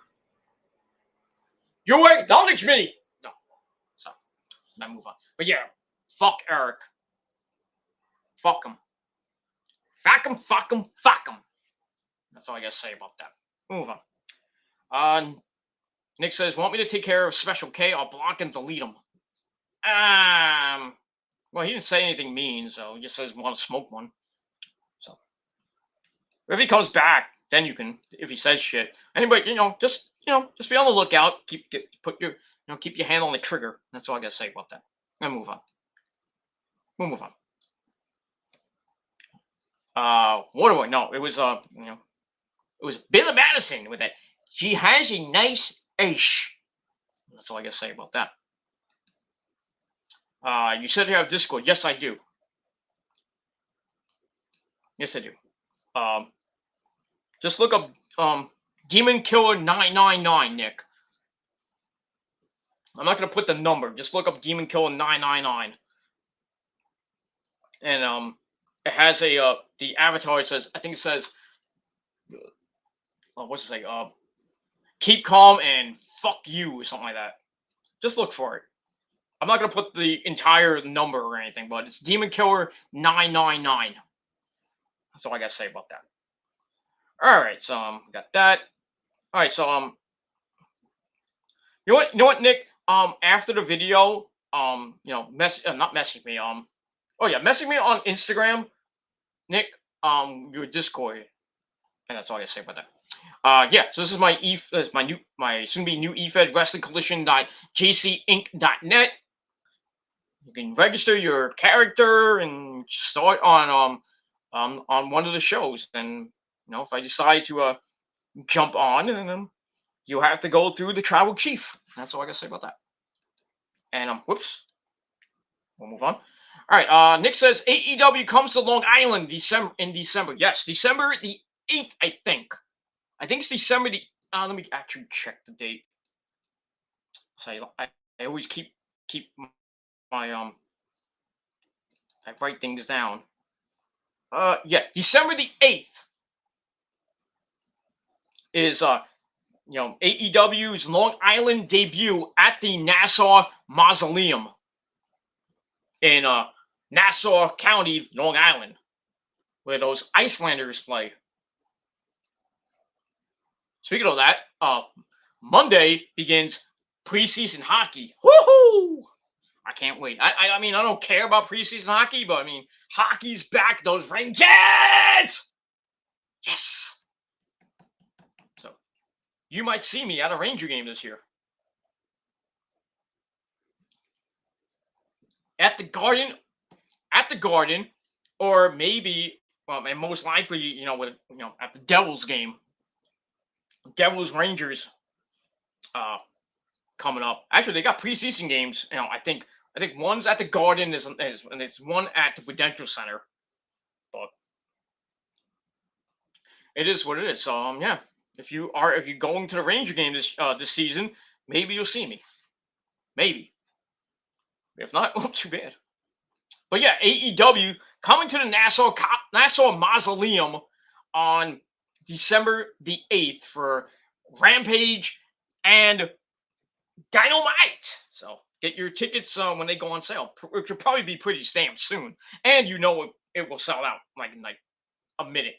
So I'm not going. So I'm probably not. I'm not gonna go. I'm not going. So I would not. I'll tell you straight up, I'm not going to that show. There's no way I'm going to travel all the way from Jersey, all the way to Long Island and back. I'll be home by 4 o'clock at that rate, because the show will end about 11:15. By the time I get out of the parking lot, it would be like 12, between 12 and 1. Then I have to get on the either the Cross Island Parkway or the Southern State Parkway, just to go, try to get into New York City, whatever bridge I can get on, that'll get me to Jersey quick, and then that'll be it. Then I know I'll be home in like 10 minutes. Not 10 minutes, but 30 minutes. As soon as I get into New York, I'm 30 minutes. I'm like, boom! Get on the Jersey Turnpike, bang! I'm home. It is what it is. That's it. But yeah, by the time, if I can get out of the parking lot quick, I'm home by like 1:30, 2 o'clock. But most of the time I can never get out of the parking lot. The only time I can get out of the parking lot quick is at the PNC. That's the PNC Bank Art Center for you fuckheads at home. That's all I gotta say about that. All right. Nick will message me on Instagram with his Discord. Okay. Excuse me. All right, we talked way more than enough. We talked an hour and a half about bullshit. Let's get to Smackdown and your Smackdown and AEW Rampage GrandSlam review for September the 24th, 2021. Okay, we'll get to that. All right, so Smackdown came your way from the city of brotherly love, Philadelphia, Pennsylvania, the home of ECW and Ring of Honor. You know, Ring of Honor was born in Baltimore, but has had shows in Philly at the 2300 Arena, and they will be back in Philly pretty damn soon. I don't know when, but it is what it is. I'm still hoping for fucking Final Battle to be at the Hammerstein, but you know, it's September 25th. I mean, come on, Carrie. Carrie Silken, joke off. Wake up. It's September the 25th. We're basically 2 months away. Maybe a little over 2 months away from Final Battle. Where is it? Is it going to be in Philly? Is it going to be in Baltimore? Is it going to be at the Hammerstein, where it should be? Because we haven't had a show in New York City for Ring of Honor since Final Battle 2019. And there goes the AEW plane again. It is what it is. They're coming to pick me up. You know, Tony Khan's calling me up. I was hired the tribal chief of YouTube. Okay, Tony, you gonna pay me? Tony Khan will pay me handsomely if I go to, just kick a couple people off commentary. I'll do your job. And as we all know, the one man that will get kicked off, Nick knows who it is. And it won't be JR, even though he's leaving soon. It's not gonna be Excalibur. Not gonna be Mark. Well, not even Mark Henry. Not gonna be the Big Slow. You know that man. The man known as Mr. Baloney. Tony Baloney. Yeah. You know who hates Tony Baloney, Nick? Besides me? You know who he is. Should I bring him in? Just for a second? Nick, should I bring him in? I think I'm going to bring him in. I'll bring him in. Mike! Mike! Get in here! What do you want, Gilmore? I'm trying to have sex with Mae Young. I'm like, oh, God, don't tell me that. Put your pants back on. Good Lord. Oh, God. At least you... Well, never mind. Never mind. What do you want, Gilmore? Hurry up. What do you... I just want your thoughts on Tony Schiavone. You know, Tony Baloney, we call him. Oh, that guy's a fucking mark. You know, I want to put him through a fucking flaming table.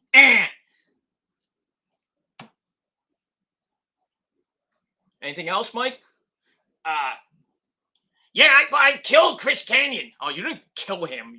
You basically threw him off the Triple Cage Tower of Doom and broke his goddamn back.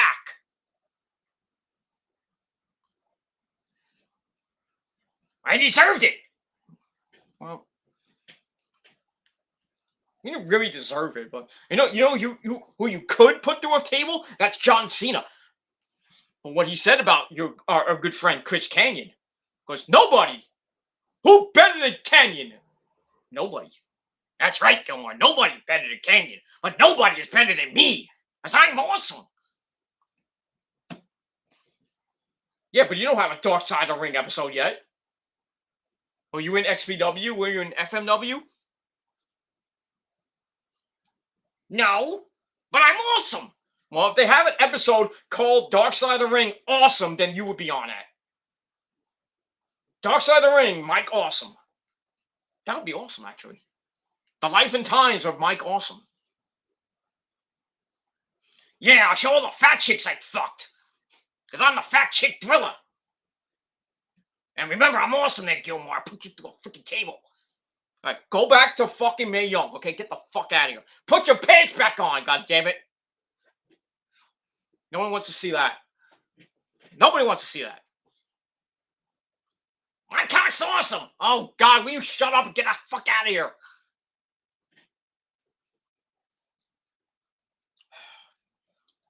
I love that guy, but come on. So yeah. So Tony Schiavone, you can go fuck yourself. And John Cena, you can go fuck yourself for your comments on Dark Side of the Ring about, oh, Chris Canyon is not a great wrestler. He's a jobber. When was Chris Canyon ever a jobber? Anyone? When was Chris Canyon ever a jobber? He was great as Mortis, which is supposed to be, you know, him and Glacier were supposed to be like Scorpion and Scorpion Sub-Zero. Like, fuck that up. Scorpion Sub-Zero. The evil of enemies. The best of enemies. You know, whatever Shang Tsung said in that movie. But yeah. My opinion, Mortis was way better than Glacier. Way better. Even though basically both had pretty good entrances. But Chris Canyon light years ahead of freaking Glacier. But sadly, you know what happened with him. That was a really hard episode to get through. But yeah, fuck John Cena, and everyone wants to cancel culture. It's John Cena, and I don't want to do the same thing that Ric Flair and Tommy Dreamer have got. That's not gonna happen. You're not gonna cancel culture, fucking John Cena. But I think next season, if there is a season 4 of Dark Side of the Ring, probably not going to be a lot of wrestlers on that show. Not a lot, because I would think like Tony Khan and Vince McMahon and maybe Scott D'Amore and maybe other people. Well, I don't know, other promoters probably won't have their wrestlers on Dark Side of the Ring talking about certain topics, and, you know, because the comments will probably get them in trouble. But the only person that will actually be on the show will be Chris Jericho, because he narrates the whole thing.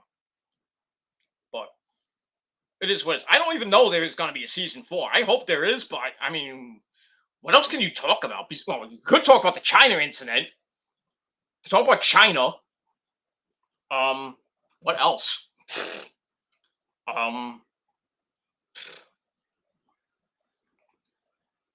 I don't even know what you can do for season 4. Besides China. But they did Pillman, they did Owen Hart, they did Eddie Guerrero. I think they did Eddie Guerrero. I'm not sure. I know they did Chris Benoit. They did Grizzly Smith. They're gonna be doing the Vince McMahon steroid scandal. I don't know what episode that is, but I don't even know what next week's episode is. I think it's I don't even know, because I don't have a list. I wish I did, but I know they're gonna be talking about XPW. They're gonna be talking about FMW. I think they're talking about I forget what else they're talking about. Like I said, I don't have a list.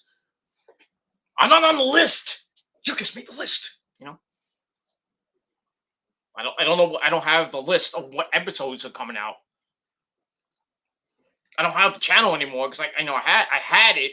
I guess I got a free preview for like a month or two, and I got all I taped. I put the timer on. I got every episode from season 1, 2, and this part 1 of the season, and I got all the confidential episodes as well. You know, with what's his name, Conrad Thompson, and the creators of the show. Blah blah blah blah blah blah blah blah. So, like I said, I don't know. But I mean, if anybody knows, if wants to make in the chat or in future videos, what would you put on season 4 of Dark Side of the Ring besides the whole Johnny Lauer China thing? The life and times of China, or whatever they're gonna call it. It is what it is. And that's it. Just want to quickly say, my thoughts and prayers to superstar Billy Graham. He was in the hospital a couple of days ago with a heart condition. So, but thankfully he's out of the hospital. He's starting to recuperate. That's great. Triple H, the same thing. He's doing better. He's at home. Happy birthday to Stephanie McMahon, whose birthday is today. Hi, Steph. I actually tweeted her. I said, hi, Steph. Now she thinks I'm a creep. Oh, God. 1 second. Sorry, I had some stuff in my mouth. Not that stuff. But, yeah, so happy birthday to Stephanie McMahon. The billion-dollar princess. The wife of the game.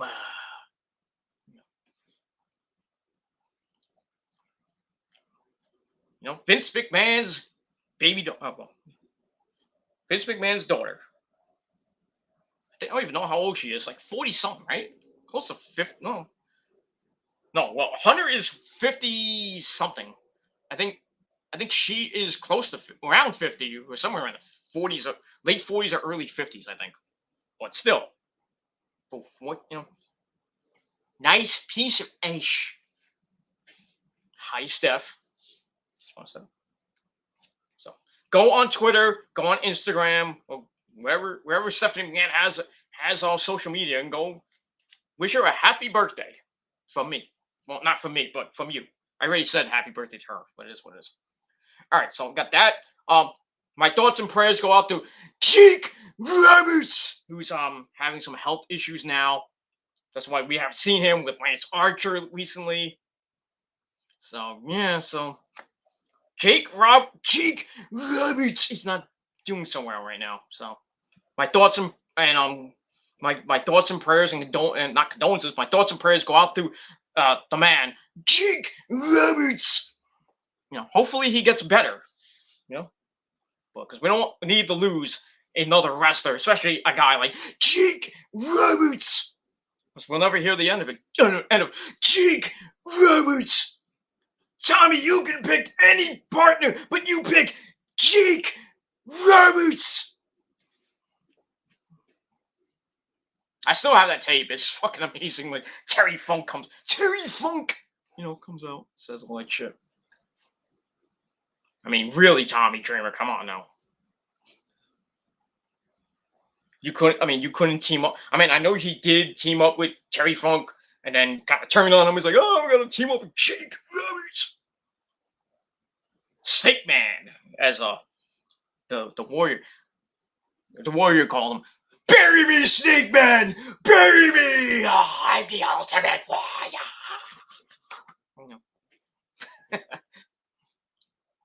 That was a pretty interesting, weird feud. Jake Roberts and the Ultimate Warrior. That was a weird feud. Even weirder than Warrior and Papa Shango. When Papa Shango cursed the Warrior, during a match, and then he came, he was like, oh, I'm sick, and he's like, and he puked on Earl Hebner after, and when he's, they put him on the stretcher, he's like, oh, he's gonna puke, and he puked on Earl Hebner. Of all people, Earl Hebner.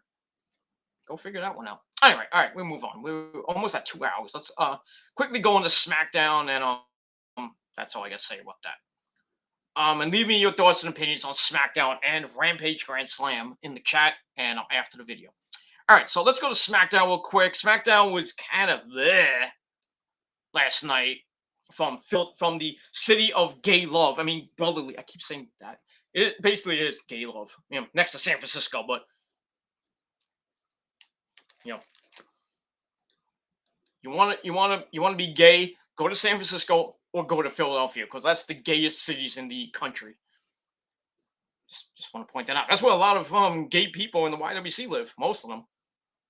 Either that or Fall River, Massachusetts. Oh, I'm sorry. So, anyway, moving on. All right, so we start off on SmackDown with the man, Becky Lynch. So she comes out. We get a recap of last week, during the whole Bianca Belair homecoming shit. Just check something quick. She's not home yet. Oh, something. It is what it is. All right, so Becky, we see that, Becky, ruining Bianca Belair. She's Bianca Belair. She plays with her hair. It's not really her hair, but she's Bianca Belair. So we see that. So Becky gets on the mic. She mentions, oh, we had a party for Bianca, because she's from Knoxville. She gets the key to the city, makes a name for herself. She's like, well, I made event at WrestleMania 35, and I came back under, short notice, mind you, and won the Smackdown title in 26 seconds. And I don't get a party. I like cake, but, I don't get no party. Blah, blah, blah, blah, blah, blah, blah, blah. Then she talks about, last week, trying to shake Bianca's hand, and Bianca wanted to make it physical, and she wanted to, hit the KOD, but she's smart and hit the man slam or what manhandle slam, whatever the fuck it's called. Blah blah blah. So she's like, I didn't have a choice. I had to beat Bianca's brains in and everything.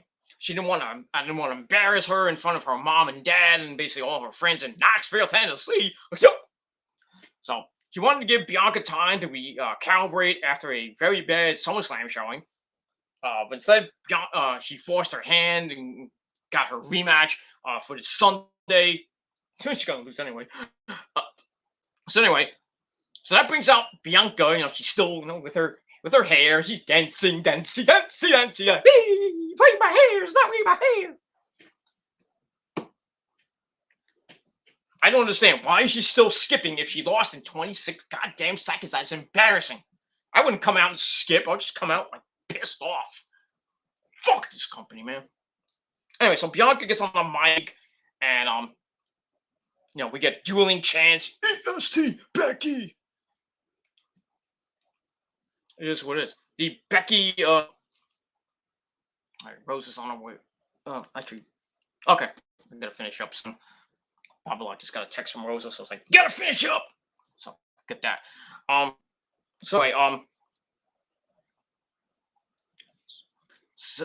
was I? Damn it. So Bianca acknowledges being beaten at SummerSlam, humiliated last week. It's not going to stop her from winning the match on Sunday. So Becky's like, your whole EST thing, that's you're the strongest, the fastest, this, and this. You weren't so EST when I hoisted you, blah blah. It's cheap, and basically you're not champion anymore. And then Bianca's like, well, last week I showed you I'm the strongest, fastest, this, and this in heels, mind you. Blah blah blah. And basically, like, I've done so much in a year, and basically you've done in your entire career. Blah blah blah. It's like, I won the Royal Rumble. I main evented WrestleMania. Blah blah. So Becky did that too. So you kind of look like a hypocrite there, Bianca. So Bianca says, the match is not going to end in 26 seconds, and she's going to get her belt back. So Bianca's like, shake my hand. So Becky's like, bitch slaps her hand. Get the fuck out of here. So we get a cat fight. Becky tries for the manhandle slam, and Bianca avoids it, hits the KOD. Becky lays her out, and then she just goes to the back, and she's like, I'm skipping, Dad, I'm skipping. Stop it. Basically that's it. So not a bad opening for Crapdown, and that's all I gotta say about that. So I gave that 2.5 out of 5 stars. And that's it. All right. Then we see in the back, we have the Intercontinental Champion, the King of WWE and the King of Strong Style, Shinsuke Nakamura, and Rick Boogs. They're warming up. And then we see Toni Storm next to them. It's like, and then Rick Boogs is playing the guitar and everything, and Toni Storm like looking like a wild child from the 80s, with her cowboy hat. And she's like banging her head, I hate this gimmick with Toni Storm. What the fuck, man? The 80s, regurgitated 80s gimmick. Ugh. I mean, nothing wrong with the 80s, because I love the 80s. I mean, who doesn't love the 80s? But, her having a 80s wild child kind of gimmick.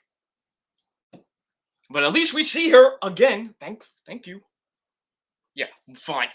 Then we don't see her again for the entire show. Go back to catering. Go make some cookies with Naomi.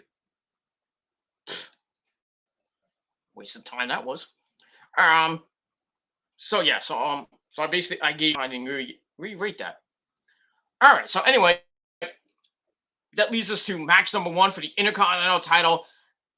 Nakamura with Rick Boogs taking on Apollo Crews, the former champion, with his big man, Commander Aziz.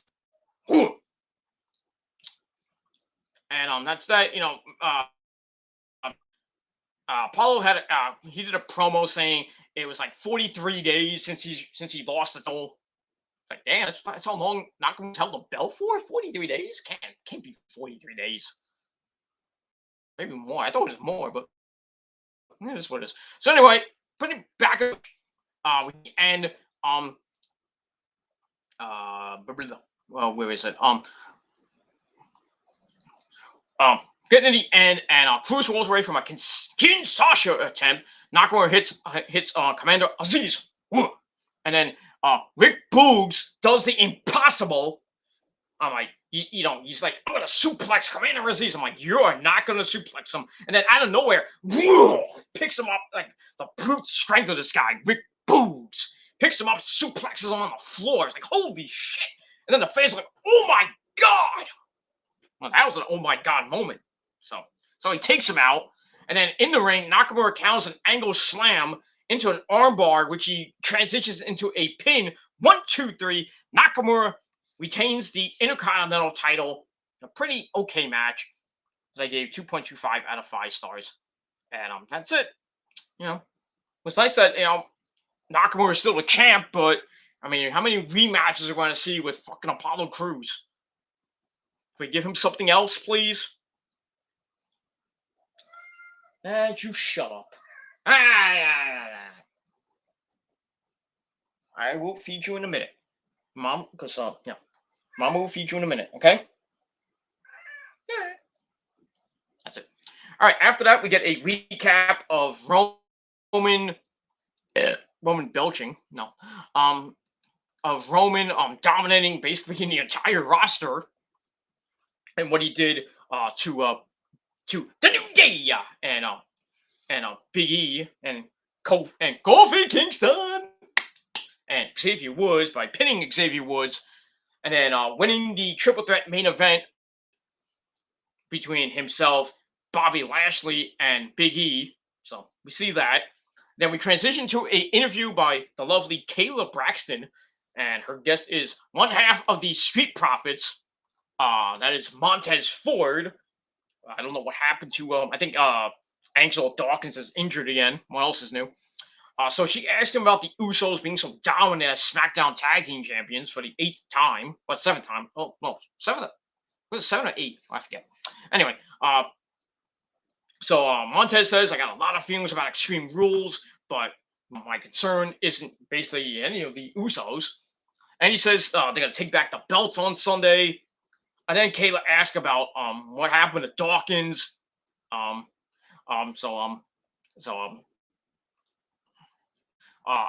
Montez says that Dawkins is at a wedding, but he's gonna be there on Sunday. Wow, you really schedule a wedding on a night you got work? Come on now. So, I gotta go to a wedding. I don't need to be on SmackDown. Okay. Get your paycheck. So I gotta say about that. Anyway, Montez notes that Roman has been running the Usos ragged while treating them like bitches instead of cousins. So basically, he's calling the Usos a bunch of basically Roman's bitches, and how he was like bitches, and then that ends the segment. It's like, I'm calling the Usos a bitch. So that's it. So I give that 2.25 out of 5 stars. And that's that. Anyway, we'll move on from there. Then we transition to Roman in his locker room with, my name is Paul Heyman. So Roman's like, what did he say? And So Heyman's trying to translate for him, street jive, stuff like that. So Roman's like, wise man, meaning Paul, and he's like, yes, my tribal chief. I want a match with Montez Ford. And I want it tonight. So Heyman's like, so it's like, I don't know if you really want to fight him in the main event. So Roman's like, what do I pay you for? So Heyman's like, oh, I'm sorry, my tribal chief. I will go make it happen. I will go talk to that Darcy and make it happen. So he's like, and Roman's like, you're still here? Get out! So Heyman's like, oh, sorry. So yeah, so we're gonna see Montez Ford and Roman in the main event. That's a great main event for a crappy show. You think the Philly fans want to see that? They'll see Roman, but that's a crappy main event. So anyway, I gave that 2.25 out of 5 stars. All right, then we transition right into Sonya Deville and Adam Pearce in the back. They're talking amongst themselves and blah blah blah. Heyman comes up to them and says, "Welcome to Philadelphia, the birthplace of Xtreme." So Pierce is like, well, I can't tell you if Brock Lesnar is being drafted or anything like that. Heyman's like, I don't even give a shit. So he's like, how about we have in the main event the tribal chief Roman Reigns against Montez Ford. So Pierce is like, okay, you got your match. So Heyman's like, I got my match, I'm great. Then he goes back and says, after the match, we'll talk the draft, which is next Friday. So I will talk about the draft in depth next Thursday, or this coming Thursday, I should say. So we'll talk about that the day before the draft. Like, who should go to Raw, Smackdown, maybe go to NXT, who comes up maybe from NXT, I don't know. But we'll talk about the draft on Thursday, the day before the first part of the draft on SmackDown. Then we'll talk about the crappy draft. And that's all I gotta say about that. All right, then we get a recap of Seth Rollins. Burn it down. We see his promo from last week. In the ring, I put Edge out in misery, this and that. Then we come back. Rollins in a red suit. Kind of look like the devil, or maybe a good friend, my former manager, my EFN manager, Mr. James Mitchell. So basically, like, I haven't heard from Edge all week. It's like, that's okay. Blah blah blah. Your silence speaks volumes. He talks about Edge being hurt and hurt, and he's like, and Rollins like, I'm the I might be the reason that he never comes back to the WWE. He's like, oh, well, it's like, I hope he doesn't come back. And he goes to AEW. So he says, he tells Edge to and basically answer my question, give me another match, blah blah blah. Basically say I'm not Edge Light. Basically he says that he's not Edge Light. He's better in every single way. And Rollins, in his career. And he wants Edge to tell the truth. Blah blah blah. It's like, Rollins is better than him. So Rollins like, well, if you don't choose to do that, you're gonna be made a liar. And basically like, I know where you live, and I will beat your ass in front of your wife and kids. I was like, he says, I know you'll make the right choice, and you will come to SmackDown and tell the truth. So we get that. So we do not in the show, but it has been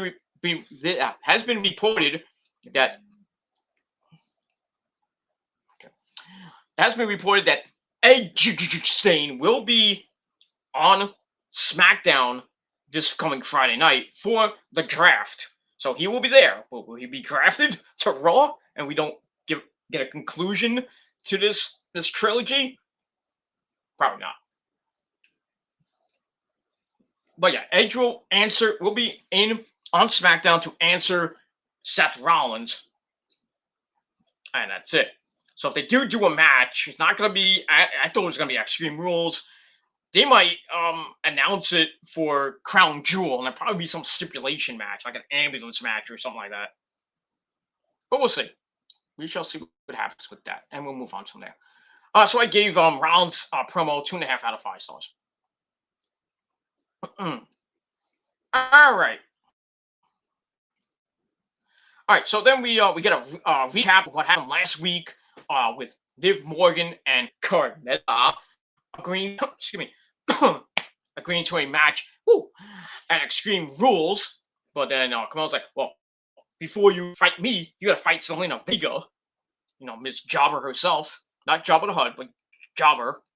So then we get to this really crappy 2-minute suck fest. Liv Morgan takes on Zelina Vega. Carmella comes out to do commentary. Really a corny match. Zelina Vega wins the match. Ooh, she wins. She wins. She's out of catering. Yay. She wins. She finally wins a match. Her first win in 3 months. She wins with the code red after Carmella, tries to get involved. But you knew that was going to happen anyway. So Zelina Vega wins, which kind of sucks for Liv Morgan. It was a stupid finish, just garbage. So I gave this a 1.5 out of 5 stars, and yeah, I hope Liv Morgan beats the crap out of Carmella and finally starts getting a mega push. I mean, she works hard and everything, and just sad that we don't see her much on SmackDown. She's basically in catering with Naomi and Dana Brooke. And basically all the other women there. Well, not all the women, but most of the women in that freaking roster. She deserves so much more. Really, she really does, Liv Morgan. She really does. She's not great on the mic, not that great in the ring, but she works hard. She busts her ass. I mean, she's got a hot ass, but it is what it is. But really, if freaking Ruby Riott got fired, released from WWE, then why didn't you take Liv Morgan with you? So then you could maybe reform the Riot Squad or the Soho Squad now in AEW. You could have had Ruby Riott, Liv Morgan. They'll probably change their names, of course. Could have Ruby Soho, Liv Morgan, and maybe if Sarah Logan ever decided to come back to wrestle, could have brought those three to AEW and could probably make them stars or do something correctly with them. And that's all I gotta say about that. But she's stuck in purgatory, or not even obscurity. She's stuck in limbo right now. And really, I think she's probably gonna get released. If she does get drafted, she's probably going to Raw and probably not even doing much. What is she going to do on Raw? Lose to Charlotte? Or Nia Jax? It is what it is. Speaking of Nia Jax, she went on a rage today on Twitter, a profanity-laced tweet to Shayna Baszler. So, yeah. Basically, just cursing her out for injury. Oh, well, so sorry. Sorry, Nia. This sucks to be you. Why don't you just apologize to Kairi Sane, to Liv Morgan, and all the other chicks you hurt with your botchness? You fat fuck. He's fat. You fat son of a bitch. He's fucking fat. Here's an idea. Let's have a battle of the Botch Fest. Let's have a triple threat Botch Fest match. Who can botch first? Nia Jax versus Eve Marie versus the returning Brie Bella. Let's see who botches first. The first one that botches a move gets the win. Let's book it. Let's do it. Well, Sammy says. Let's do it. Come on, ladies, let's do it. I digress. All right, so yeah, that match sucks. So I give it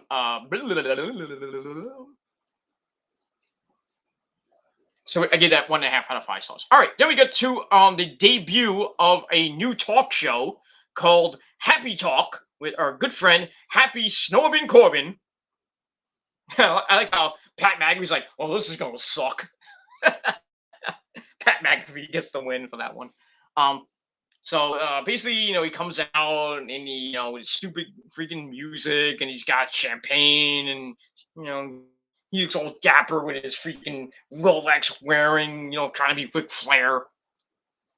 So he promises that the show is not like the Kevin Owens show, where everybody, everybody, is sad and lonely and all that crap. I bring joy. I bring smiles on people's faces. I'm on top of the world. This and that. Shut the fuck up. You shut up already, wrestling cat. I'm gonna punch you. Hey, don't talk about Kevin Owens like that, because he likes cats too, and Io Shirai loves cats too. You be nice. Be nice. I wrote. Where are you? There you are. Movie nice, little kitty. Acknowledge the tribal kitty. Or I acknowledge the tribal pussy cat. But I digress. Anyway, so the fans are like, we don't give a shit. Like, we don't give a shit. We don't care. Then we get a recap of what happened last week with when he jumped Owens before the match. Corbin's like, well, that was incredible. And he says like, oh, Owens used to be former Universal Champion, and I laid him out with ease. He's like, being so powerful brings me happiness. And then KO comes out. I was like, I'm gonna kick your ass. And then out of nowhere, he gets jumped by a hooded figure. We don't know who this man is. And they beat him up, and then they choke slam him on. They double choke slam him on the ring steps. And then the guy had his he takes his hood off, and it's Riddick Moss. Remember him? The former longest running 24/7 champion before WWE released him, and now they brought him back. Now he's back back in WWE as Corbin's, I don't know what it is, Corbin's bodyguard or just partner. I don't know what it is. So Owens, they just the WWE's just is gonna choke slam Owens, like my good buddy what's his name my good buddy I forget what his name is, like somebody said on one of my friends on Instagram, like they're gonna the WWE is choke slamming Owens out of the WWE right to AEW. So we only got 3 months and 6 days till Owens goes bye-bye. And probably around the same time as Sami Zayn will go bye-bye. And maybe Johnny Gargano too, because his contract ends on December the 3rd. So can we see Johnny wrestling in Nassau Coliseum for Dynamite or Rampage? Who knows? But a guy we might see this Wednesday night in Rochester, New York. That man will be Bray Wyatt, because his 90-day. I think his contract ends, and there was like conflicting reports that he was going to waive his 90-day non-compete clause, and that means he can go anywhere he wants if the WWE will let him. But they're saying that Bray Wyatt might be appearing on Dynamite this Wednesday. So take that with a grain of salt. And if he does appear on Dynamite, that might pop a bit. I can't talk. That might pop a rating. I know I'm stuttering and off my words. It is what it is. That's all I gotta say about that. I hope I know Bray Wyatt will be there, and I think the ratings might go a little bit higher, depending on what Bray Wyatt does in AEW. does he join Malachi Black in the House of Black, or does he join the Dark Order? I doubt he joins the Dark Order. I highly doubt that. I highly doubt that with the Dark Order. I mean, there's some stupid moron on I think it was on Twitter or Instagram saying that, oh, Punk is gonna get back together with Colt Cabana and he's gonna form the he's gonna reform the Dark Order or something like that. I was like, what are you talking about? You moron. So anyway, we'll move on with that. So yeah, so Corbin and now Riddick Moss, a group. I don't know, well, or a group, and now it's basically a 2-on-1 against Kevin Owens. And what does Kevin do next week? Does he find somebody to help him out? And who? Well, basically, who can help him out? I don't know who. But it looks like he might be staying on SmackDown for the draft. So I mean, it'll make no sense for him to go to Raw and they don't finish this storyline or whatever it is, this angle. Unless they're gonna have people, the wild card rule, and everybody can go to Raw, everybody go to SmackDown, but nobody gives a shit. That's all I gotta say about that. All right, so I gave that 2.25 out of 5 stars. All right, then we see Montez Ford warming up in the back. Kayla comes up to him. He's like, do you regret what you said to the Usos? Ford's like, nope.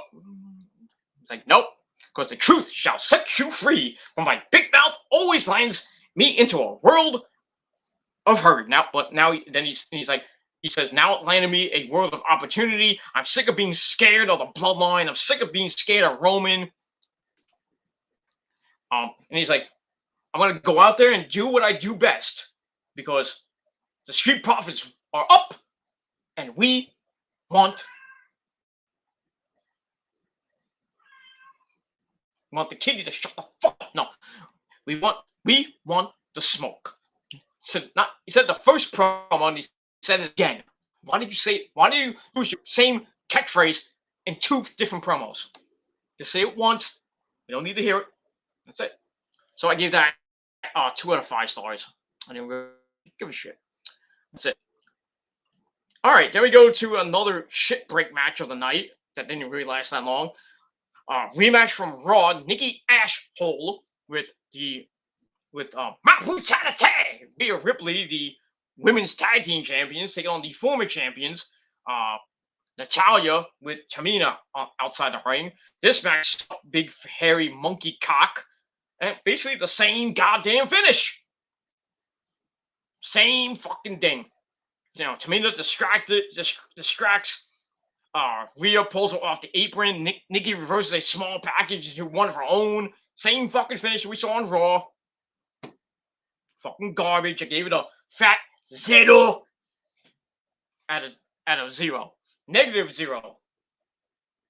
Or I'll give you a Dave Meltzer -5 stars out of this. This was garbage. And then afterwards, well, Shotzi Blackheart and Tegan Nox come out because, they're still, remember them? They're in on the SmackDown roster as a tag team. Ooh, we forget they're there. Let's take them out as catering. Let's give them a tag team title shot that they'll probably win. And then, they'll hold the belts for obscurity. So they come out, and then they're like, let's play with the tank. Bing! They shoot it at Nikki and Rhea, and then they're like, pose in the tank. Ugh. Give me a break. The women's tag team division is a joke. The women's division is a joke. I'm sorry to say. Who's the faces of the women's division at this point? Becky and Charlotte. Well, soon to be Becky and Alexa Bliss, hopefully. But that's it. 0 out of 5. 0. Dud. Get the fuck out of here. All right. Then we get a recap of Sami Zayn beating Dominic Mysterio for the 3rd time last week. Then we see Dominic and Ray talking about the match. Dominic's like, "You're suffocating me, Dad! Get the fuck out of here! Let me do things on my own. I don't need you anymore. Stop picking me! Stop nitpicking, telling me what to do. I'm a fucking grown-ass man. Essay. No, you're not my dad. Eddie Galero. Grandpa Eddie is my papi. Dominic, I'm your papi now. So blah blah blah. Dominic feels that his dad wasn't, you weren't there for me the last few weeks. I have won. So Ray's like, okay, you want your space? I'm out of here. Bye. So Sami Zayn comes in, tells Dom, it says, says you might have shaky confidence after losing so much to me, but then he's like, okay, you got some tools, you got the tools to be a star, and you've been getting better, every single time you wrestle, which is kind of true. And he's like, if you need any advice, listen to me and not your father. Get the hell out of here. So, Sami Zayn playing, Darth Vader or Anakin Skywalker to Dominic. Trust your feelings, Luke. You know them to be true.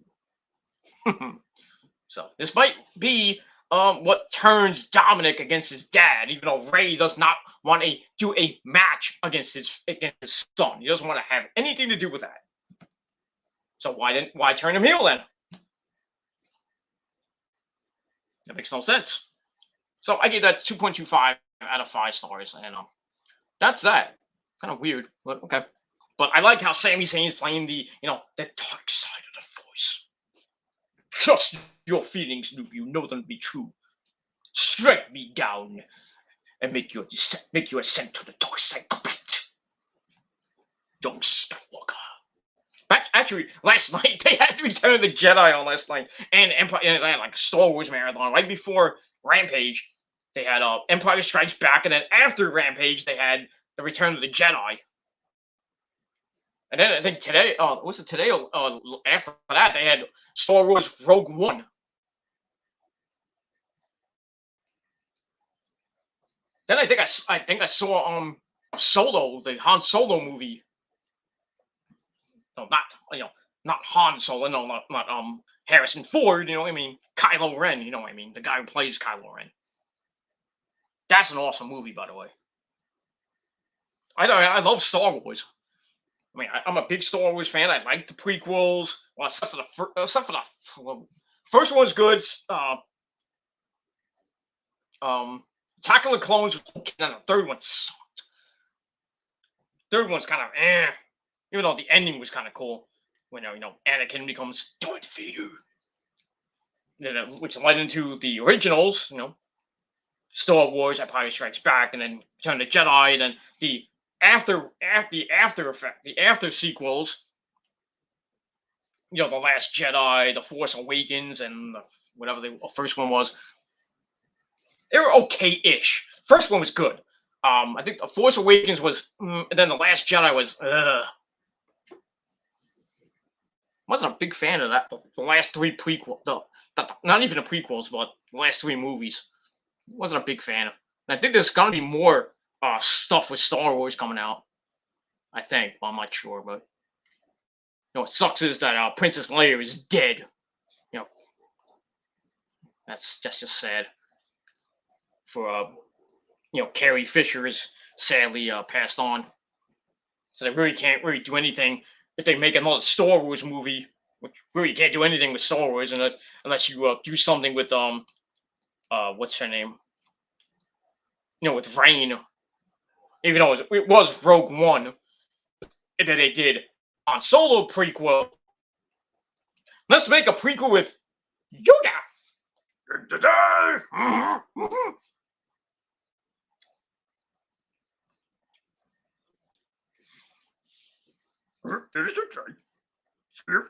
Fear leads to drunkenness. Beer leads to drunkenness. I can't do a good Yoda impression because when I do a Yoda impression, it sounds like Grover. Basically has the same kind of accent. Grover, Super Grover, today. That'd be kind of cool. Yoda versus Grover, Super Grover versus Yoda, in like a promo offer or something like that. You fear me, you. I'm 155,000 years old.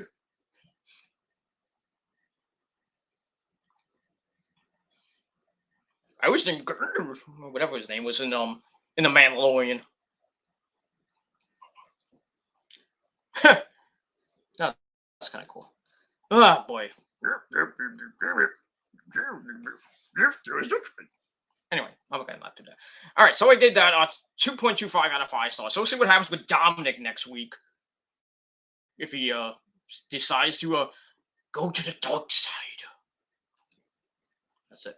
All right, then we go to the ring. We have the music of Naomi, and it's time to feel the glow. Fear this. Fear my penis. So Naomi comes out of catering and basically cuts a promo saying, I came back to Smackdown to compete, but Sonya Deville's being a bitch and not giving me a match for the last month or so. I've been fined, fined, disrespected my authority, insulted, ignored. That ends. That's going to end right now. I want a match, not tonight. I mean, not now. I mean, well, not tomorrow, not next week, not 5 years from now. I want it right now. So it's like, who wants to feel the glow? And the fans like, yay! So anyway, Sonya Deville comes out. It's like, nope, get the hell out of here. It's not happening. Just go back to catering, go back to obscurity. Nobody wants to see you. So Naomi's like, well, what is your job? You make the matches. That's your job. Give me what I want. You know, basically doing a Batista. Give me what I want, Hunter. You know. So Sonya's like, well,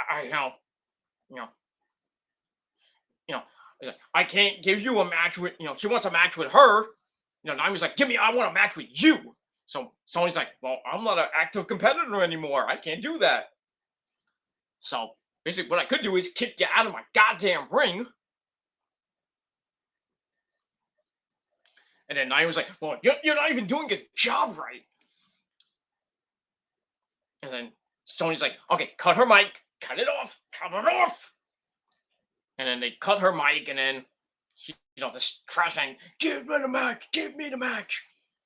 And then Sonya's like, all right, security, get out here. 2 security guards come out, and they take Naomi out. And that's basically it. But I mean, Sonya's clear to compete, I think. So eventually we will see Naomi versus Sonya Deville, and I hope Sonya beats the shit out of her. So it'll force the WWE to turn Naomi to the dark side and join the bloodline, where she can probably shine. So she won't be in catering anymore, baking cookies and hanging out with Titus, who's making baked potatoes and steak or mashed potatoes, whatever he makes in catering. Chicken parmesan, I don't know. With the rest of the feeble losers in catering, like the Lucha House Party, who are about to be released soon, and Dana Brooke, who should be released. And I would say Humberto Carrillo, but now he's in a pretty decent tag team with Angel Garza, so they're out of catering and they're a tag team now. Humberto Carrillo and Angel Garza, the Latin lovers or whatever they called it. It's like, this is my cousin. I'm like, that's not your cousin. You're not related. Like, this is my brother. Shut up. Well, yeah, they're a tag team. We need some tag teams, and Raw and SmackDown. So let's put 2 guys from catering in, as a tag team.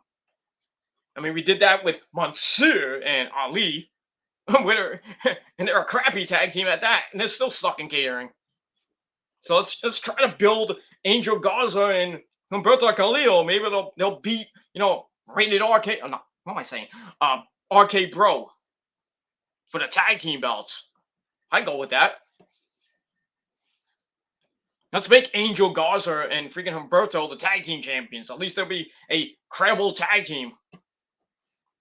unlike the Viking, unlike War Machine, the Viking Raiders, whatever the fuck you want to call them, were basically in catering with the rest of these people. Ivar's eating turkey legs, and that Titus is making and stuff like, oh, turkey leg, huff, huff, huff. And Eric's drinking. I don't know what he's doing. Eric's having phone sex with Sarah Logan while I was eating potato salad. Oh, this potato salad's so good. It's just like your pussy. Oh. It is what it is. That's all I got to say about that. Speaking of other people, like Killian Dane, he's married to Nikki Ashhole. Well, Killian Dane is actually looking for bookings right now. So if you're an indie fed, go sign Big Damo. I think he's gonna go back to England. Go back to Ireland not Ireland. Well, UK, Ireland. Probably go back to fighting in the UK. He really should go to either Impact or I don't know about AEW, but I would put him in Impact or Ring of Honor or Japan. But I don't know about AEW with Big Damo there, because I won't call him Killian Dane. Just go back to his original name, Big Damo. But I would have him, Killian Dane, in Impact. That's what I would do. Impact needs some stars, actually. I'm sorry to say. They need some people there. I mean, who's the star of Impact besides Christian? I can't wait for Bound. Actually, Bound for Glory looks pretty nice. Actually, Christian Cage against what's his name, Josh Alexander, the former X Division champion. Of course, he did Option C. So that's going to be the main event for Bound for Glory. And where was Bound for Glory? St. Louis or Nashville, I think. I forget. But yeah, that's it. It is what it is. Other than that, I mean, nothing really exciting on Impact. Nothing really, except for the remnants of the Japanese version of the Bullet Club, who now basically it's what's his name, Chris Bay, who's awesome, by the way, in the ring. Chris Bay, Hikuleo, and now who made his Impact, well, not his Impact debut, but his Impact return, is El Fantasmo. But the last time we saw him was at Under Siege, going for the X Division title. So he's back in the Bullet Club, back in Impact, and they're gonna have a tournament for the X Division title, which probably be the finals will be at Bound for Glory. But I put him in there. I put him in that tournament. I hope he wins it, but it is what it is. And they still have Jay White, who comes and goes from Impact in Japan, because I haven't seen Jay White in a while on Impact. I don't really watch Impact that much. So you have some remnants of the Bullet Club in Japan, New Japan, I should say. I have to say, the G1. No, not that. I don't mean to say belching at making fun, but anyway, what was I gonna say? The G1 has been pretty good the last 5 days. Pretty good matches. Pretty good. I mean, another great match with Tanahashi and Okada in the B block. I thought they were in the A block. They're in the B block. Then we saw Ibushi and Ishii. Holy shit, but that was pretty good. Then we saw Shingo and I forgot who it was. I think it was Shingo against Zack Sabre Jr. I think it was. That was okay. Zack Sabre Jr. Said some shit about Daniel Bryan, by the way. That's a match I would love to see. Zack Sabre Jr. against Daniel Bryan, either in Japan or in AEW. I would love to see that. Two submission masters going at it. That would be a 10-star match. I would book that in Japan. Or it doesn't matter. But put that for the Tokyo Dome, maybe. Maybe we'll see Daniel Bryan. He wants to wrestle in Japan. Let him do it. Let's do it. Let's call Mr. Miyamoto up, or whatever his name is. A good friend. I call him. No, I make fun, but I don't know his real what his real name is, but Mr. Miyamoto, whatever his name is, and the New Japan president, make it happen. Zack Sabre Jr. versus Bryan Danielson at the Tokyo Dome, Wrestle Kingdom 16, night 1 or night 2, or even at New Year's Dash the next day, January the 6th, 2022. That would be fucking epic. Or Bryan Danielson versus Ishii, Bryan Danielson versus Okada. Oh my god. Anybody against Bryan Danielson from New Japan at Wrestle Kingdom, if it ever does happen, I don't think I think I might have to buy a new line of underwear. Good lord. But I would love to see that. Bryan Danielson versus Okada, Tanahashi, Ishii. Well, I don't know about Ishii, because Ishii might kill him. I mean, literally kill him. Not like Kenny almost killed him. But, whew, boy. That's all I gotta say about that. Alright, so anyway, going back to Crapdown.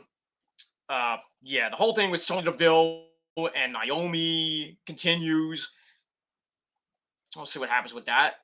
I'm not really invested in it, but yeah, at least we see Sonya Deville back and on the roster as a active competitor. Yeah, we'll see what happens with that. All right, so I give that 2 out of 5 stars. All right, after that we see Roman and the Usos and Paul Heyman getting coming out of their locker room. So Roman turns the corner, but then the Usos stop and see the Academy, Chad Gable and Otis, and they start staring at each other like, I want title match. And then we see Montez Ford getting in the, making his way to the ring, so getting ready for the main event. So I gave that 2.25 out of 5 stars. After that, we get a recap of what happened in the first segment with Becky and Bianca. And then we see Becky in the back. She gives Bianca, she says she gave Bianca a chance to back out, calls her the dumbest, and she's like, everything in my life might have changed, but the canvas is still the same. No, there's no terrible way to win. There's only winning, and she's gonna break Bianca Extreme rules, and that's it. So I gave that 2 out of 5 stars. All right, then we go to the main event: Roman versus Montez Ford. I give Montez Ford credit, but give his best. There was one very funny part of the match where Montez Ford is on the outside and he's beating up the Usos. He beats up Roman. Then he tries to go on the announce table and just breaks. And then Pat McAfee with another great line of the night. It's like I think it was my fat ass. That when I was jumping up and down and my fat ass broke it or something like that. Anyway, so long story short, Roman wins. Obviously, he puts Montez in the guillotine choke, and Montez taps out like a drunk man. It is what it is. Match gave 2.25 out of 5 stars. That was it. Afterwards, Paul's like, continue to beat his ass. He's like, you didn't do enough. Show these people why you're the tribal chief. Let's take things to the extreme. So then Roman directs traffic. Usos start getting some things on the ring, like a chair and a table. They're about to put Montez Ford through the table. They do put him through the table because they can't put him through the announce table. That messed up. So Roman hits the rock bottom through the table. Then the lights go out, and we see the demon music going on, the red strobe lights going off. Then we see Finn Balor, the demon, perched on the top of the ring post, and he dives onto everybody. Then he grabs a kendo stick, starts beating the Usos up, like wailing on the Usos. Roman sends him in the ring, chases him with a chair, hits Sling Blade on him. Then he starts beating the Roman with a chair. Then he hits almost a headshot to Jimmy. Then hits one. No, doesn't hit a headshot, but it hits Jay in the back. Roman rolls out of the ring. Balor dives onto him. And I am the demon. Feeling better. And that's it. Episode ends. So we'll see what happens with that. And then I gave the aftermath. I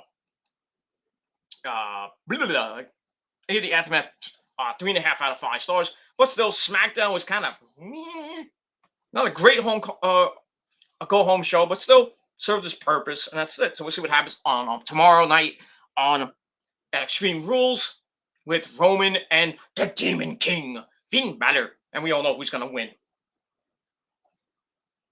That's it. Somebody made a racist,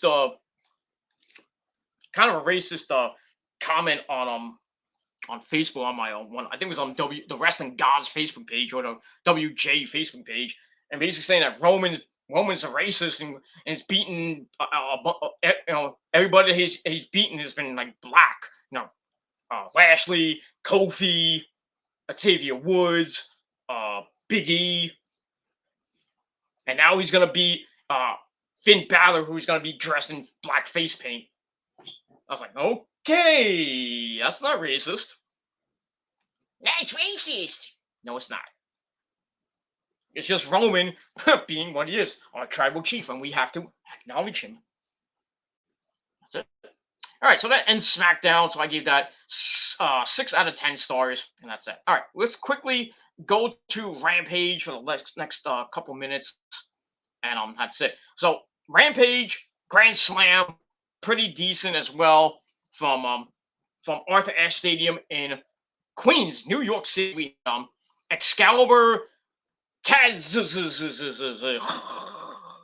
and Absolute Vicky Starks, the FTW champion, on commentary. So commentary was kind of boring. And that was that. That's the only bad part of Rampage. Anyway, but let's run through the card. Well, not the card. Run through the episode. Match number 1: CM Punk against Powerhouse Will Hobbs. Pretty decent match. There was a scary moment in the match. Punk got busted open. Not head busted open. Like his mouth was bleeding and everything. Blah blah blah. But in the end, Punk beat Powerhouse Hobbs with the GTS. So he is 3-0. No, is he 3-0? 2-0. No, well, yeah, he won it. Yeah, 2-0. He beat Darby. He won his first match in 7 years on TV. So yeah, Punk wins, and we'll see what happens with him as we move forward. So match was alright. I gave it a 3.25 out of 5 stars. Just move this. Come on. Do it now. All right, now my computer's starting to take a leak. I'll take a shit. I'll take a leak, but all right. All right, so I gave that 3.25 out of 5 stars. All right, we'll move on. With that, then we see a video of Thunder Rosa, not that Rosa, but Thunder Rosa, and that Jade Cargill. Their little situation going on. Basically, they cut promos on each other, saying, "I'm gonna beat your ass. No, I'm gonna beat your ass, Pella." Thunder saying that. And Thunder Rosa, "I'll beat you because I'm the beast." So we're probably gonna see a triple threat match coming up. I think it's gonna be I think it's next week, sometime soon. But yeah, that'll probably be a pretty decent match between 3 ladies in the rankings. The AEW World Title, the first one, not the second one that's coming up soon, but the first one, the original AEW Women's World Title. So we'll see what happens with that. So I gave that 2 out of 5 stars. All right, match number 2. Trios match. We had Jurassic Express, Jungle Boy Jack, and Luchasaurus with that little punk piece of shit that can't sing and play guitar. Marco Stunt. They team up with Christian Cage, and they take on the Super Click. We have the Young Bucks. And our good friends, say it with me now, Adam Cole, baby, as the Super Click has their first match in, well, he said 5 years, which was 4 years. Anyway, long story short, the Super Click get the win, obviously. because you're not gonna have Adam Cole or the Bucks lose a match. Match was good. It ends with the super click hitting not one, not two, but three finishers in a row on Luchasaurus. Cole hits the Panama City Sunrise right into the Bucks hitting the BTE trigger, and then right into Cole hitting now he calls it the boom, the last shot. The super click picks up the win. Match I gave 3.5 out of 5 stars. Pretty good match, and that's it. And that's it. So once again, the elite, the elite, baby, the elite, the elite, baby gets the win. That's it. The way it should be. The way it should be.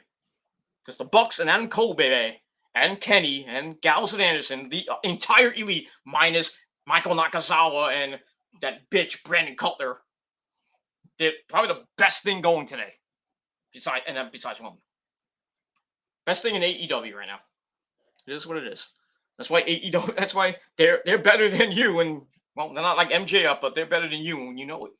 That's it. All right, match number 3, tag team match. We had the Men of the Year, Ethan Page and Scorpio Sky, with that asshole from America's Top Team, Dan Lambert, with them. They take on most of the other remnants of not the remnants, but members of the Inner Circle, Jake Hager, and our good friend Jericho, with 22,000 people singing Judas, which is fucking awesome. That was awesome. Now, minus that and the pop that Adam Cole got. Woo. Hot crowd for Rampage. But anyway, match was alright. Blah blah blah. And Scorpio Sky and Ethan Page get the win after after Lambert tries to get in. Lambert sweeps, goes, give me the leg. Sweeps the leg down, son. At Hager's leg. Ref doesn't see it. Scorpio gets a 1925 inside cradle, 1, 2, 3. So they steal the match. Match I gave 3.25 out of 5 stars. Afterwards, Jericho and Hager try to beat the crap out of Dan Lambert. The fans going nuts. And then out of nowhere, the rest of America's Top Team comes in. Paige Van Zandt and all those other UFC fighters come out. Excuse me. They come out. They shield style swarm surround Jericho and Hager. They try to fight them off. And basically they get beat up, and then Masvidal freaking knees Jericho right in the fucking head and laying him out. I was like, holy crap. So I don't know what Jericho's gonna do about Dan Lambert and company. Can we say Stadium Stampede? We might see another Stadium Stampede between the Inner Circle and maybe Ethan Page and Scorpio Sky, maybe Dan Lambert, and maybe two people from America's Top Team. Might be Masvidal and whoever else. Maybe Paige Van Zandt, but I wouldn't put Paige Van Zandt in there. I wouldn't even get punched by Paige Van Zandt. Holy shit. What is she, bare knuckles champion? Freaking just it's like, I'm gonna kick Jericho's ass. Boom! Boom, boom, boom. I'm like, ooh, god damn. I wouldn't want to get punched by Paige Van Zandt. I mean, Rosa punched me once, but I didn't even feel it, so. That's all I gotta say about that. Alright, I'm gonna finish this up real quick, because I'm hungry. I'm hungry. But it is what it is. Alright, so I get that match 3.25 out of 5 stars. And that's pretty much it for that. And that's it. So we'll see what happens with Jericho and Hager and America's Top Team on Dynamite this week from Rochester. And we'll see what happens. That's all I gotta say about that. But I fucking hate Dan Lambert. And I fucking hate the MMA. So go fuck yourself. Anybody who likes the MMA can go fuck themselves. Anyway. All right. Match number 4. We had a 8-man tag team match. We had the Hardy Family Office, or whatever it's called. The HFO of the Butcher and the Blade with Private Party, Mark Quinn, and Isaiah Cassidy with our good friend Big Money Matt Hardy, who had a birthday the other day. So happy, was he 47 years old, Matt Hardy. And you know what happened to Matt Hardy that night? You know.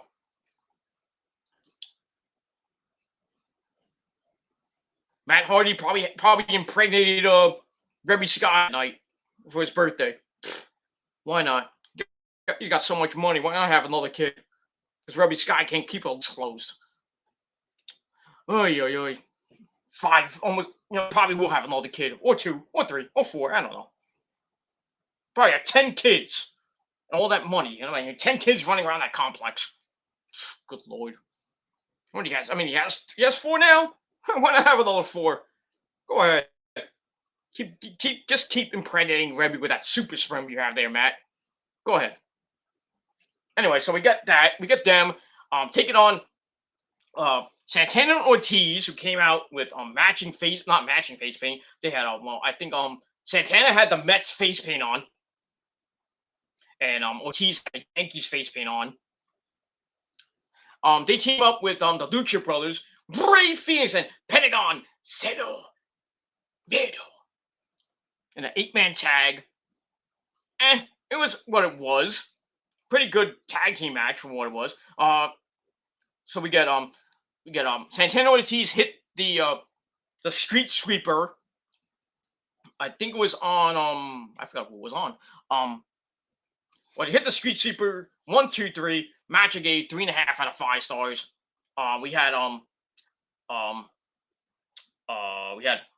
freshly squeezed Orange Cassidy come out with with Chris Statlander and everything, and they just that and that.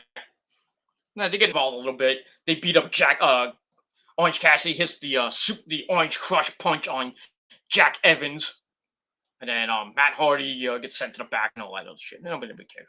Pretty good match, and that's all I gotta say about that. Shut up. Shut up. Almost. Hold on. I'm gonna feed you in a minute. Be quiet. All right, we go backstage with Tony Baloney. He interviews Matt Hardy and Jack Evans. So Hardy's like, this night is not over. He promises that Penelope Ford will basically end the return of Anna Jay. That match is coming up next. And then Hardy challenges. He's like, Orange Cassidy, I'm gonna shave your head bald, because I've been hyping that match up for the last couple weeks. But then he's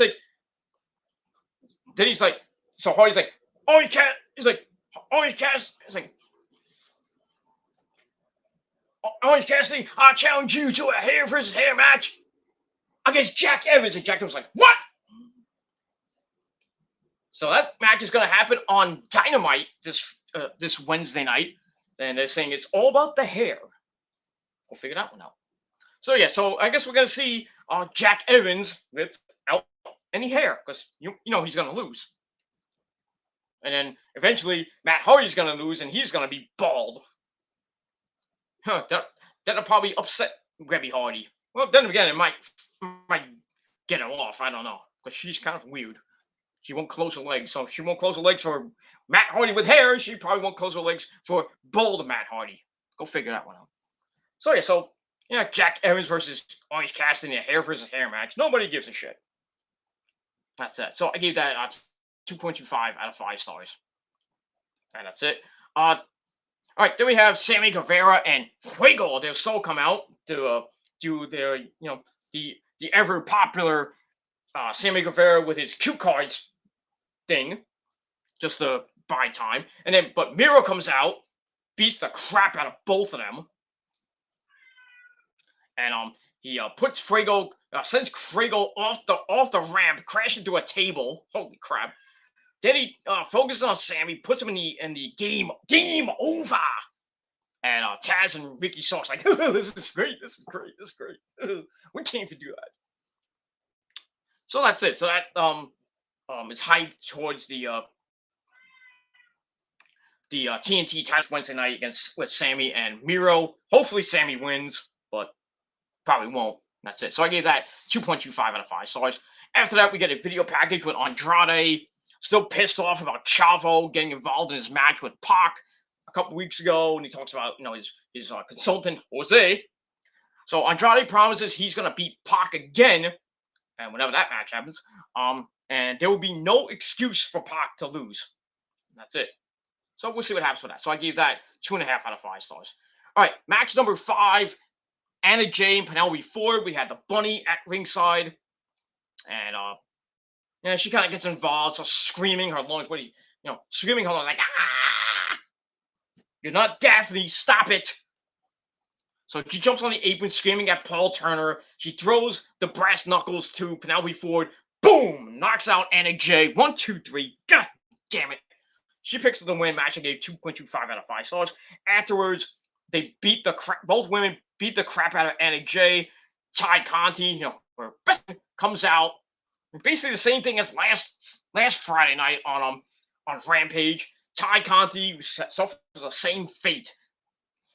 Boom, knocked out. So next week we're gonna get a tag team match in Rochester with on Rampage. We got TJ versus Penelope Ford and a Bunny. But that's it. But anyway, Matt Hardy and the entire HFO come out, and they set up a wall around the ring so nobody, nobody can get in. And then Orange Cassidy comes out with Chris Statlander once again, and they come out for the save. They beat everybody up. Then the Dark Order come out. Well, most of the Dark Order come out, and then Evil Uno and Stu Grayson come out. They run off the HFO. They take them out. Blah blah blah. And then everybody's happy, like, yay, we got a Dark Order reunion. Let's hug it out. And then Evil Uno's like, fuck this here. So he leaves with Stu Grayson, and everybody's like, fuck, we're not gonna get a reunion. So I don't know what's gonna happen with the Dark Order at this point. I don't know. There might be 2 versions of the Dark Order at this point. The Evil Uno version with Stu Grayson, and then the other version with the remnants of it. The Beaver Boys, John Silver, Alex Reynolds, 10, Preston, number 10, number 5. What is his name? 5, and you got TJ. I don't know if they're gonna reunite. I don't know. So we'll see what happens with that. And also, Colt Cabana, the man who sucks dick, is there too. But we don't know what side he's on. Nobody cares. He's on the side of the gays, and that's all I gotta say about that. Yeah. So the aftermath I gave 3 out of 5 stars. All right. Then we go to the usual pre-match before the main event interview with Bismarck Henry. He interviews John Moxley, Eddie Kingston, Lance Archer, and Minoru Suzuki. Get on the way, whatever his thing is. Basically, Archer talks about Cincinnati being home field advantage from Moxley a couple weeks ago, but now we're in the Big Apple, and I'm gonna put my big fat foot up your fat ass. So King's like, starts tearing his shirt. I was like, I'm pissed off. We're in New York. I'm gonna kick your ass. It's like Moxley's like, what he said, and then they leave, and then we hear Mark Henry go, the time for talking is done. Let's go to the main event. I hate that shit. That is annoying. That is really annoying by Mark Henry. Just shut the fuck up and say, Tony, back to you, or whatever. Next we're back to you. And then we're like, we'll be right back. I hate that stuff from Mark Henry. It's kind of annoying. That's it. So I gave that 3 out of 5 stars. Then we go to the lights out unsanctioned match between Moxley and Kingston against Minoru Suzuki and Lance Archer of Suzuki-gun, or Gun, Ichiban. Hard fucking core.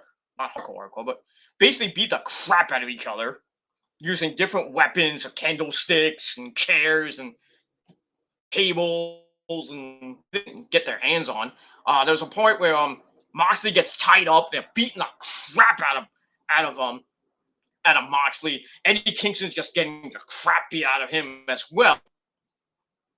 But then we go near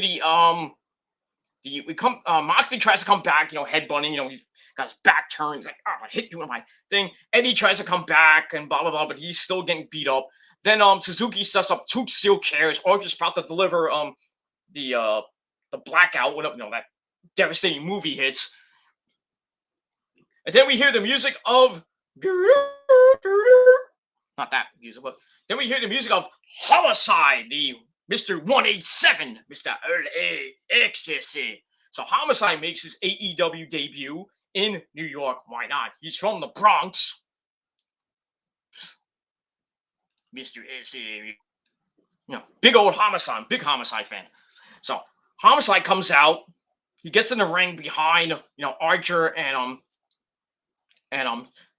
Suzuki, hits them with chairs and everything. He then he takes out like a knife or I don't know what, not a knife, scissors, like little scissors. Tries to cut Moxley free. He cuts Moxley free, but Suzuki's like, well, that's it. Hold on 1 second. Hello. Okay. Bye. Sorry, that's my mama. She's like, you okay, son? Yeah, I'm okay, mama. So we got that. Anyway, so Homicide cuts Moxley free. So Moxley's like, he's kind of suckling Suzuki in, and Suzuki doesn't even know he's like, he's free. But Moxley suckers him and hits the paradigm shift. Then Kingston and Moxley double team Archer. Homicide tosses Eddie a garbage can, and he puts it over Archer's body, and they just start wailing, boom, boom, boom, beating the crap out of Archer. I'm like, damn, he's still alive. Candlestick shots, like bam, bam, bam. Like, damn, Archer looks like a dead man in there. And basically after that, everybody's exhausted from that, and then Eddie just pins a lifeless body of Lance Archer. 1, 2, 3. John Moxley and quick. Okay, we're good. Almost at 3 hours, so we're almost done. We're done. We're basically done. So Eddie get the win over Suzuki-gun with the help of a good friend Homicide. So I don't know if Homicide is going to actually be in it, because basically he's kind of not really doing anything besides maybe appearing at a GCW show. I think he was at that one last night. There was 2 GCW shows that my good buddy Mikey McNichols Mittens went to. He went to an emo show that was called something emo, where they dress up like emo people, whatever. And then they had a show last night at the Melrose Ballroom, Queens, New York City, and damn, people slamming their fucking doors. What the fuck? People get in the car, the neighbors. Stop slamming the goddamn door. All right, so like I said, I don't know if Homicide is actually all elite, or it's just a one-time thing. And that's pretty much it. But maybe Homicide will join up with Kingston and Eddie, and then maybe Suzuki-gun will find a third man. I don't know who you can get with that one. I mean, there's so many people in Suzuki-gun. So, I mean, it probably might be, I doubt, Zack Sabre Jr. or Taichi. Well, imagine if it's Taichi, I would go nuts if it's Taichi. If Taichi comes to All Elite Wrestling, bring Mio Abe with you. And then proceed to hand her over to me so I can bring her in my bedroom and fuck her in the ass and make her humble and make her acknowledge me. I mean, that's it.